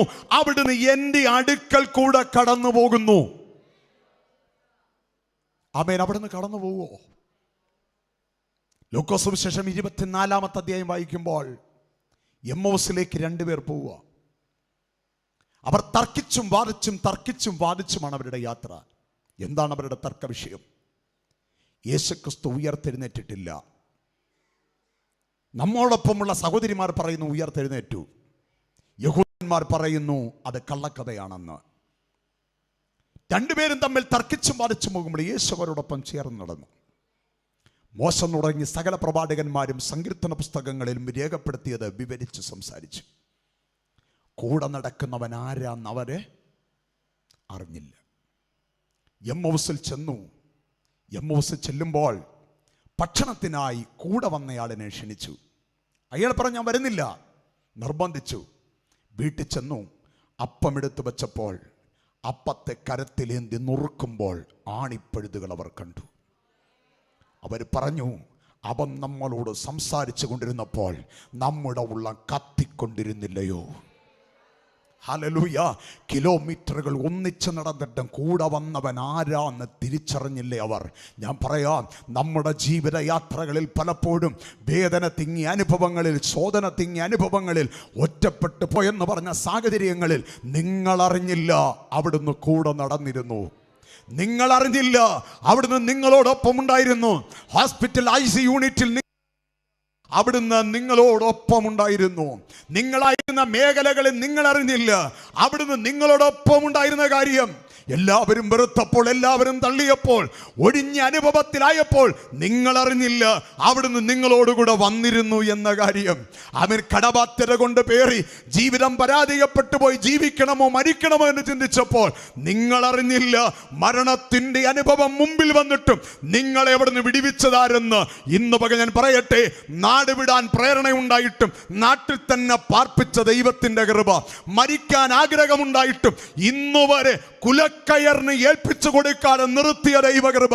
നീ ഒരു മാനസിക രോഗിയായി മനോഭിഭ്രാന്തിയിലാകാമായിരുന്നു, ഒരു ഭ്രാന്തിയായി ഭ്രാന്തനായി മാറാതെ ഇന്നും നിർത്തിയ ദൈവകൃപയുടെ വലിപ്പം എന്ത്! സോദരയുടെ മധ്യത്തിൽ എന്നെ കൈവിടാത്തവൻ എന്നോടൊപ്പം ഉണ്ടായിരുന്നു, ഞാനോ അത് അറിഞ്ഞില്ല. ഹല്ലേലൂയ. വേദന തിങ്ങിയ മേഖലകളും ശോധനകളിലൂടെ കടന്നുപോയ നാളുകളിൽ നമ്മളെ ഓരോ ദിവസവും പരിപാലിച്ച ദൈവത്തിൻ്റെ സ്നേഹം. അവൻ അതുകൊണ്ട് പൗലോസിലേക്ക് പറയുകയാണ്, അവിടെ വായിച്ചത്, അവൻ്റെ മരണത്തോട് എനിക്കും എന്ത് ചെയ്യണം? ഒന്ന് അനുരൂപപ്പെടണം. ഞാൻ പറയട്ടെ, ആമേൻ. 2 കാര്യങ്ങൾ, 2 ആശയങ്ങൾ അതിനകത്തുണ്ട്. ഒന്ന്, മരണത്തോട് അനുരൂപപ്പെടാൻ എങ്ങനെ പറ്റും? ഒന്ന് കഷ്ടത, മറ്റൊന്ന് കർത്താവ് നമുക്ക് വേണ്ടി കൽപ്പിച്ച സ്നാനം. സ്തോത്രം. ഒന്ന് വായിച്ച് റോമർക്ക് എഴുതിയ ലേഖനം 6-ാമത്തെ അധ്യായം 1 മുതലുള്ള വാക്യങ്ങൾ. റോമാലേഖനം 6-ാമത്തെ അധ്യായം 1 മുതലുള്ള വാക്യം വേഗം വായിച്ചേ. ആകയാൽ നാം എന്ത് പറയേണ്ടു? കൃപ പെരുകേണ്ടതിന് പാപം ചെയ്തുകൊണ്ടിരിക്കുന്നു ഒരു നാളും അരുത്. പാപസംബന്ധമായി മരിച്ചവരായ നാം ഇനി അതിൽ ജീവിക്കുന്നത് എങ്ങനെ? യേശുക്രിസ്തുവിനോട് ചേരുവാൻ സ്നാനമേറ്റവരായ നാം എല്ലാവരും അവന്റെ മരണത്തിന് പങ്കാളിയായി തീർന്നു. ഇവിടെ പറയുന്നുണ്ടോ? മരണത്തിന് പങ്കാളിത്തം വഹിക്കുന്ന ഒരു കർമ്മമാണ് സ്നാനം. ഹല്ലേലൂയ. ഈ സ്നാനം നിങ്ങൾ ഏറ്റുവോ? അപ്പോൾ ഒരു ചോദ്യം, സ്നാനം എത്രയുണ്ട് പാസ്റ്റർ?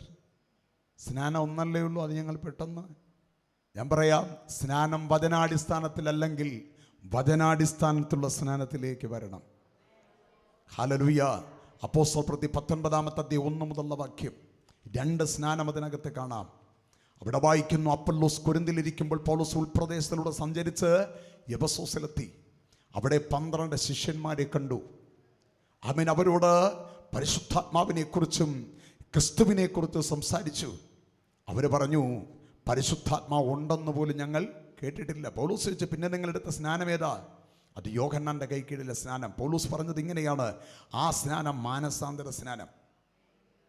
യോഹന്നാൻ സ്നാപകന്റെ കരത്തിൽ കീഴിൽ നിങ്ങളെടുത്ത സ്നാനം മാനസാന്തര സ്നാനം. എന്നിട്ട് പൗലോസ് അവരോട് വചനം പ്രസംഗിച്ചു. അവർ തയ്യാറായി, ഞങ്ങൾ സ്നാനപ്പെടാൻ റെഡിയാ. അവരെ യേശുക്രിസ്തുവിൻ്റെ നാമത്തിൽ അവരെ സ്നാനം കഴിപ്പിച്ചു. ഹല്ലേലൂയ. എന്തുകൊണ്ട് രണ്ടാമതൊരു സ്നാനം എടുത്തു? ആദ്യത്തെ സ്നാനം ക്രിസ്തുവിൻ്റെ പ്രകാരമുള്ളതല്ലാത്തത് കൊണ്ട് രണ്ടാമത്തെ സ്നാനത്തിന് തയ്യാറായി. ഞാൻ പറയാം, അറിവില്ലായ്മയുടെ കാലങ്ങളെ ഗണ്യമാക്കാതെ ഇപ്പോൾ എല്ലായിടത്തും എല്ലാവരും മാനസാന്തരപ്പെടണമെന്ന് ഇച്ഛിച്ച് മാനകുലത്തിൻ്റെ രക്ഷ കാക്ഷിക്കുന്ന നാഥൻ്റെ സന്നിധിയിൽ ഇന്ന് പകൽ വന്നിട്ട് ആമേൻ, വേദപുസ്തകം നമ്മളെ അനുശാസിക്കുന്ന സ്നാനം കൃത്യതയോടെ ചെയ്തില്ല എങ്കിൽ അവിടുത്തെ മരണത്തിന് നമ്മൾ പങ്കാളിയായിട്ടില്ല, നിത്യത നമുക്ക് നഷ്ടം. ഹല്ലേലൂയ. ഇന്ന് പകൽ ഞാൻ പറയുന്നു, വചനത്തിലേക്ക് വരിക, അവിടുത്തെ മരണത്തിന് പങ്കാളിത്തം വഹിക്കുക. ആമേൻ. മരണത്തിന് പങ്കാളിയായി മാറുക. മാനവകുലത്തിന്റെ രക്ഷകനായ ക്രിസ്തു യേശുവിന്റെ മരണത്തിന് പങ്കാളിയാകുക. ചിലർ ചോദിക്കാറുണ്ട്, ക്രൂശിലേക്കുള്ള സ്നാനപ്പെട്ടോ? പെട്ടോ? ചെല്ലു പറയില്ല, ചെല്ലു പറയപ്പെട്ടു. സ്തോത്രം. എന്താണ് സ്നാനമെന്ന് ആദ്യം പഠിക്കുക, അപ്പോൾ ക്രൂശിലേക്കുള്ള സ്നാനപ്പെട്ടോ ഇല്ലെന്ന് മനസ്സിലാക്കാം. ക്രിസ്തുവിന്റെ മരണത്തോട് പങ്കാളിത്തം വഹിക്കുന്നതാണ് സ്നാനം. ക്രിസ്തുവിൻ്റെ മരണത്തിന് അനുരൂപപ്പെടുന്നതാണ് സ്നാനം. അങ്ങനെയെങ്കിൽ ക്രിസ്തുവിൻ്റെ മരണം നടന്നത് ക്രൂശിലാണ്. ഹല്ലേലൂയ. 2 ദുഷ്പ്രവർത്തിക്കാരും ക്രൂശിതരായി, മരണത്തിൽ പങ്കാളിയായി തീർന്ന സ്നാനം. അപ്പോൾ ഒരു ചോദ്യം, പിന്നെ ഒരുത്തനല്ലേ പോയുള്ളൂ, മറ്റവൻ പോയില്ല? അതിനുത്തരം 1 കൊരിന്ത്യർ ലേഖനം 10 1 മുതലുള്ള വാക്യം. അവരിൽ മിക്കപേരിലും ദൈവം പ്രസാദിച്ചില്ല. അവരെല്ലാവരും മേഘത്തിന്റെ കീഴിലും ആ കടലിലൂടെ കടന്ന് അവർ സ്നാനമേറ്റു. അവരെല്ലാവരും ഒരേ ആത്മീയ പാനീയം കുടിച്ചു, ഒരേ ആത്മീയ ആഹാരം തിന്നു. അവരെ അനുഗമിച്ച പാറയിൽ നിന്നല്ലോ അവർ കുടിച്ചത്. അവരിൽ മിക്കപേരിലും ദൈവം പ്രസാദിച്ചില്ല. അവരിൽ അനേകർ പിറുപിറുപ്പുകാരായി മാറി. അവരിൽ അനേകർ വിഗ്രഹാരാധികളായി മാറി. അവരിൽ അനേകർ ദുർനടപ്പുകാരായി മാറി. അവർ മരുഭൂമിയിൽ പെട്ടുപോയി. സ്നാനപ്പെട്ട എല്ലാവരും കനാനിലെത്തിയില്ല. ഹല്ലേലൂയ. 2 പേരും ക്രിസ്തുവിൻ്റെ മരണത്തിന് പങ്കാളിത്തം വഹിച്ചു. പക്ഷേ ഒരുത്തൻ ക്രിസ്തുവിൻ്റെ രക്ഷയിൽ വിശ്വസിച്ചു, അവരൻ ക്രിസ്തുവിൻ്റെ രക്ഷയിൽ വിശ്വസിച്ചില്ല. ഹല്ലേലൂയ. അങ്ങനെയെങ്കിൽ ക്രൂശിലെ കള്ള സ്നാനപ്പെട്ടു. ഇനി ക്രൂശിലെ കള്ളനെ സ്നാനപ്പെടുത്താൻ വേണ്ടി നിൽക്കണ്ട. ഹല്ലേലൂയ. നമ്മൾ സ്നാനപ്പെട്ടോ? ഹല്ലേലൂയ. ഇന്ന് പകൽ വചനത്തിലേക്ക് വാ. ക്രിസ്തുവിൻ്റെ സന്നിധിയിൽ ട്രാക്കിലൂടെ ഓടണമെങ്കിൽ 1 അവനിൽ ഇരിക്കണം, 2 മരണത്തിന് പങ്കാളിത്തം വഹിക്കണം. 3-ാമത്തെ കാര്യം, സ്തോത്രം, അവൻ 10-ാമത്തെ വാക്യം 2-ാമത്തെ ഭാഗം, അവനെ അനുഭവിച്ചറിയണം. 3-ാമത്തെ കാര്യം എന്താ? ക്രിസ്തുവിനെ നമ്മൾ അനുഭവിച്ചറിയണം. സ്തോത്രം. അതാണ് ദൈവപുരുഷനായ ദാവീദ് പറഞ്ഞത്, യഹോവ നല്ലവനെന്ന് രുചിച്ചറിവീൻ, അവനെ ശരണം പ്രാപിക്കുന്ന പുരുഷൻ ഭാഗ്യവാൻ. അപ്പോൾ ക്രിസ്തുവിനെ നമ്മൾ അനുഭവിച്ചറിയണം. എങ്ങനെ ക്രിസ്തുവിനെ അനുഭവിച്ചറിയാൻ കഴിയുന്നത്? അതാ ഞാൻ നേരത്തെ പറഞ്ഞത്, ഇയ്യോബ് തന്റെ ജീവിതത്തിൽ ദൈവത്തെ അനുഭവിച്ചറിഞ്ഞു. അപ്പോസ്തലന്മാർ ദൈവത്തെ അനുഭവിച്ചറിഞ്ഞു. ആമേൻ. അതാ യോഹന്നാൻ എഴുതിയത്. ആമേൻ. ഞങ്ങൾ കണ്ടും ഞങ്ങൾ കേട്ടും ഞങ്ങൾ തൊട്ടും ഞങ്ങൾ രുചിച്ചറിഞ്ഞതുമായ ദൈവത്തിന്റെ വചനം. ഒന്ന് വായിച്ചോളൂ. 1 യോഹന്നാൻ ലേഖനം 1-ാമത്തെ അധ്യായം 1 മുതലുള്ള വാക്യങ്ങൾ. 1 യോഹന്നാൻ ലേഖനം 1-ാമത്തെ അധ്യായം 1 മുതലുള്ള വാക്യം വേഗം വായിച്ചേ. ആദ്യം മുതലുള്ളതും ഞങ്ങൾ കേട്ടതും സ്വന്തം കണ്ണുകൊണ്ട് കണ്ടതും ഞങ്ങൾ നോക്കിയതും ഞങ്ങളുടെ കൈ തൊട്ടതുമായ ജീവന്റെ വചനം ഞങ്ങൾ അവനെ അനുഭവിച്ചറിഞ്ഞു. ദൈവപുരുഷനായ മോശ ഒരിക്കൽ ദൈവത്തോട് പറഞ്ഞു, നാഥാ, നീ എന്നോടൊപ്പം വരുന്നില്ലെങ്കിൽ എന്നെ ഇവിടെ നിന്ന് പുറപ്പെടുവിക്കരുത്. ഞാൻ നിന്നെ അടുത്തറിഞ്ഞിരിക്കുന്നല്ലോ. എന്താ പറഞ്ഞേ? ഞാൻ നിന്നെ അടുത്തറിഞ്ഞിരിക്കുന്നല്ലോ. നീ എന്നോടൊപ്പം വരുന്നില്ലെങ്കിൽ എന്നെ ഇവിടുന്ന്. സ്തോത്രം. ചരിത്രം പറയുന്നത് 25 ലക്ഷത്തോളം ജനം ചുറ്റുമുണ്ട്. പക്ഷെ മോശയ്ക്ക് ആവശ്യം 25 ലക്ഷം ജനമല്ല, എന്നെ വിളിച്ച ദൈവം കൂടെ വരണം. ഹല്ലേലൂയ. 6 ലക്ഷം കാലാൽപ്പടയുണ്ട്, 25 ലക്ഷം ജനത കൂടെയുണ്ട്. പക്ഷെ ഈ വലിയ ഗ്രൂപ്പല്ല എനിക്ക് ആവശ്യം. എപ്പോ വേണമെങ്കിലും ഒരു കല്ലെടുക്കായി എറിയാൻ. എപ്പോൾ വേണമെങ്കിലും ഒരു പിന്മാറ്റക്കാരാകാം. പക്ഷേ എനിക്കാവശ്യം അവൻ എൻ്റെ ജനത്തിൻ്റെ കഷ്ടത ഞാൻ കണ്ടു. ഊഴിയ വിചാരകന്മാർ നിമിത്തമുള്ള നിലവിളി ഞാൻ കേട്ടു. എൻ്റെ ജനത്തിൻ്റെ സങ്കടയാതന അറിഞ്ഞു. ഞാൻ വിടിയിപ്പാൻ ഇറങ്ങി വന്നിരിക്കുന്നു. മോശേ നീ വരിക എന്ന് പറഞ്ഞ് അവൻ എന്നെ വിളിച്ചൊരു ദൈവമുണ്ട്. അവിടുന്ന് എന്നോടൊപ്പം വരുന്നില്ലെങ്കിൽ എന്നെ ഇവിടുന്ന് പുറപ്പെടുവിക്കരുത്. ദൈവം പറഞ്ഞു ഞാൻ വരാം. അപ്പോഴൊരാഗ്രഹം, ഇതുവരെ അങ്ങയെ കണ്ടില്ല, എനിക്കെന്നൊന്ന് കാണണം, അനുഭവിച്ചറിയണം. അങ്ങ് ഇരുളിലിരുന്ന് എന്നോട് സംസാരിച്ചു. അങ്ങയുടെ മുഖത്തിൻ പ്രസന്നത ഞാൻ ഇതുവരെ കണ്ടില്ല. ദൈവത്തിൻ്റെ മറുപടി, മോശേ എന്നെ കണ്ടിട്ട് നിനക്ക് ജീവിച്ചിരിക്കാൻ പറ്റില്ല. സ്തോത്രം. എനിക്ക് നിന്നൊക്കെ ഒരു മനുഷ്യനായി നിനക്ക് കാണാൻ പറ്റില്ല. ഞാൻ അദൃശ്യനായ ദൈവത്തിൻ്റെ പ്രതിഭയാ. അമേ ധന്യനായ ഏകാധിപതി, രാജാതിരാജാവ്, കർത്താതി കർത്താവ്, താൻ മാത്രം അമർത്യതയുള്ളവൻ, അടുത്തുകൂടാത്ത വെളിച്ചത്തിൽ വസിക്കുന്നവൻ, ആരും കണ്ടിട്ടില്ലാത്തവൻ, ആർക്കും കാണാൻ കഴിയാത്തവൻ, മഹത്വത്തിൻ്റെ പ്രത്യക്ഷത വരുത്തുന്ന ഈ ദൈവം പറയുക, എന്നെ കണ്ടിട്ട് നിനക്ക് ജീവിച്ചിരിക്കാൻ പറ്റില്ല. എങ്കിലും നിൻ്റെ ആഗ്രഹം ഇതാകൊണ്ട്, ഇതാ എൻ്റെ അടുക്കലൊരു സ്ഥലമുണ്ട്, അവിടെ ഞാൻ നിന്നെ ആക്കും. ഞാൻ കടന്നു പോകുമ്പോൾ എൻ്റെ കൈ കൊണ്ട് നിൻ്റെ മുഖത്തെ മറയ്ക്കും, നീ എൻ്റെ പിൻഭാഗം കാണും. സ്തോത്രം. ആഗ്രഹമെന്താ? എനിക്ക് നിന്നെ ഒന്ന് കാണണം, എനിക്ക് അങ്ങേ ഒന്ന് അനുഭവിച്ചറിയണം.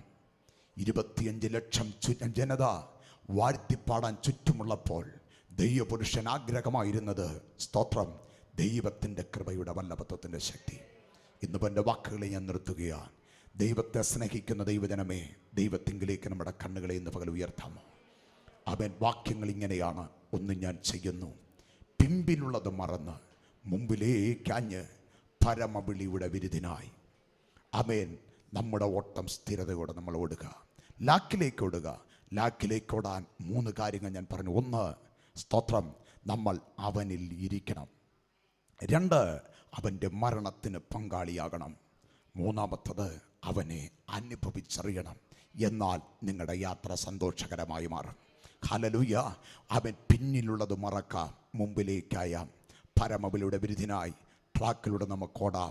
ദൈവക്കരങ്ങൾ ഇന്ന് പകലേൽപ്പിക്കാം. 6ാമത്തെ ദിവസം വന്നിട്ട് ഒന്നും നഷ്ടമാകരുത്. ജീവിതത്തിൽ പ്രത്യാശയുള്ള ഒരു ക്രിസ്തീയ ജീവൻ നയിപ്പാൻ കർത്താവ് നമ്മളെ സഹായിക്കട്ടെ. എല്ലാ കണ്ണുകളും ഒരു നിമിഷം അടയ്ക്കാം. ഹല്ലേലൂയ.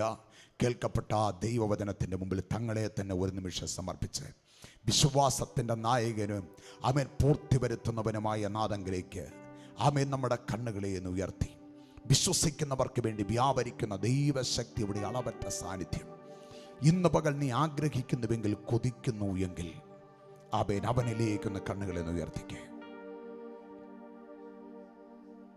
ഒന്നവരവരുടെ സ്ഥാനങ്ങളിൽ നിന്ന് എഴുന്നേറ്റ് നിൽക്കാമോ? വാക്യത്തോട് ചേർന്ന് എത്ര പേർക്ക് പറയാൻ കഴിയും, കർത്താവേ, ഈ ഓട്ടം സ്ഥിരതയോടെ ഓടണമെങ്കിൽ പിമ്പിലുള്ളത് മറക്കണം, മുമ്പിലേക്കായണം. പരമവിളിയുടെ വിരുദിനായി ലാക്കിലേക്ക് ഓടണം. പൗലോസ്ലീഹയുടെ പിന്നിലുള്ളത് നമ്മൾ ചിന്തിച്ചു. മാന്യതയുള്ള, ശ്രേഷ്ഠതയുള്ള, മഹിമയുള്ള, ഉന്നതമായ പദവികൾ തനിക്കുണ്ടായിരുന്നു. എന്തിനത് വിട്ടു? മേന്മയുള്ളത് ഞാൻ മുമ്പിൽ കണ്ടു. എന്താണ് കണ്ടത്? 1, അവനെ ഞാൻ കേട്ടു, അവൻ്റെ ശബ്ദം ഞാൻ കേട്ടു, അവനെ ഞാൻ കണ്ടു, അവനിൽ നിന്ന് ഞാൻ പ്രാപിച്ചു. ഞാൻ എത്തേണ്ടിയ സ്വർഗീയ ഭവനം എൻ്റെ ദൈവം എന്നെ കാണിച്ചു തന്നു. അവനോടുള്ള സ്നേഹനിമിത്തം ഞാനത് വിട്ടു. എന്നിട്ട് ഞാൻ പരമവിളിയുടെ വിരുദിനായി സ്വർഗീയമായ വിളി കേട്ട് ഓടാനായി ഇറങ്ങി. ഓട്ടത്തിലൊരു കാര്യം ഞാൻ കണ്ടു. എൻ്റെ മുമ്പിൽ ഒരു ലൈനുണ്ട്. ആ ലൈനിലൂടെ ഞാൻ ഓടണം. ഈ ലൈനിലൂടെ ഞാൻ പാലിക്കേണ്ട 3 കാര്യങ്ങളുണ്ട്. 1, ഞാൻ അവനിൽ ഇരിക്കണം. ദുഷ്ടന്മാരുടെ ആലോചന പ്രകാരം പാപിയുടെ വഴിയിലും പരിഹാസികളുടെ ഇരിപ്പിടത്തും അല്ല ഞാൻ ഇരിക്കേണ്ടിയത്.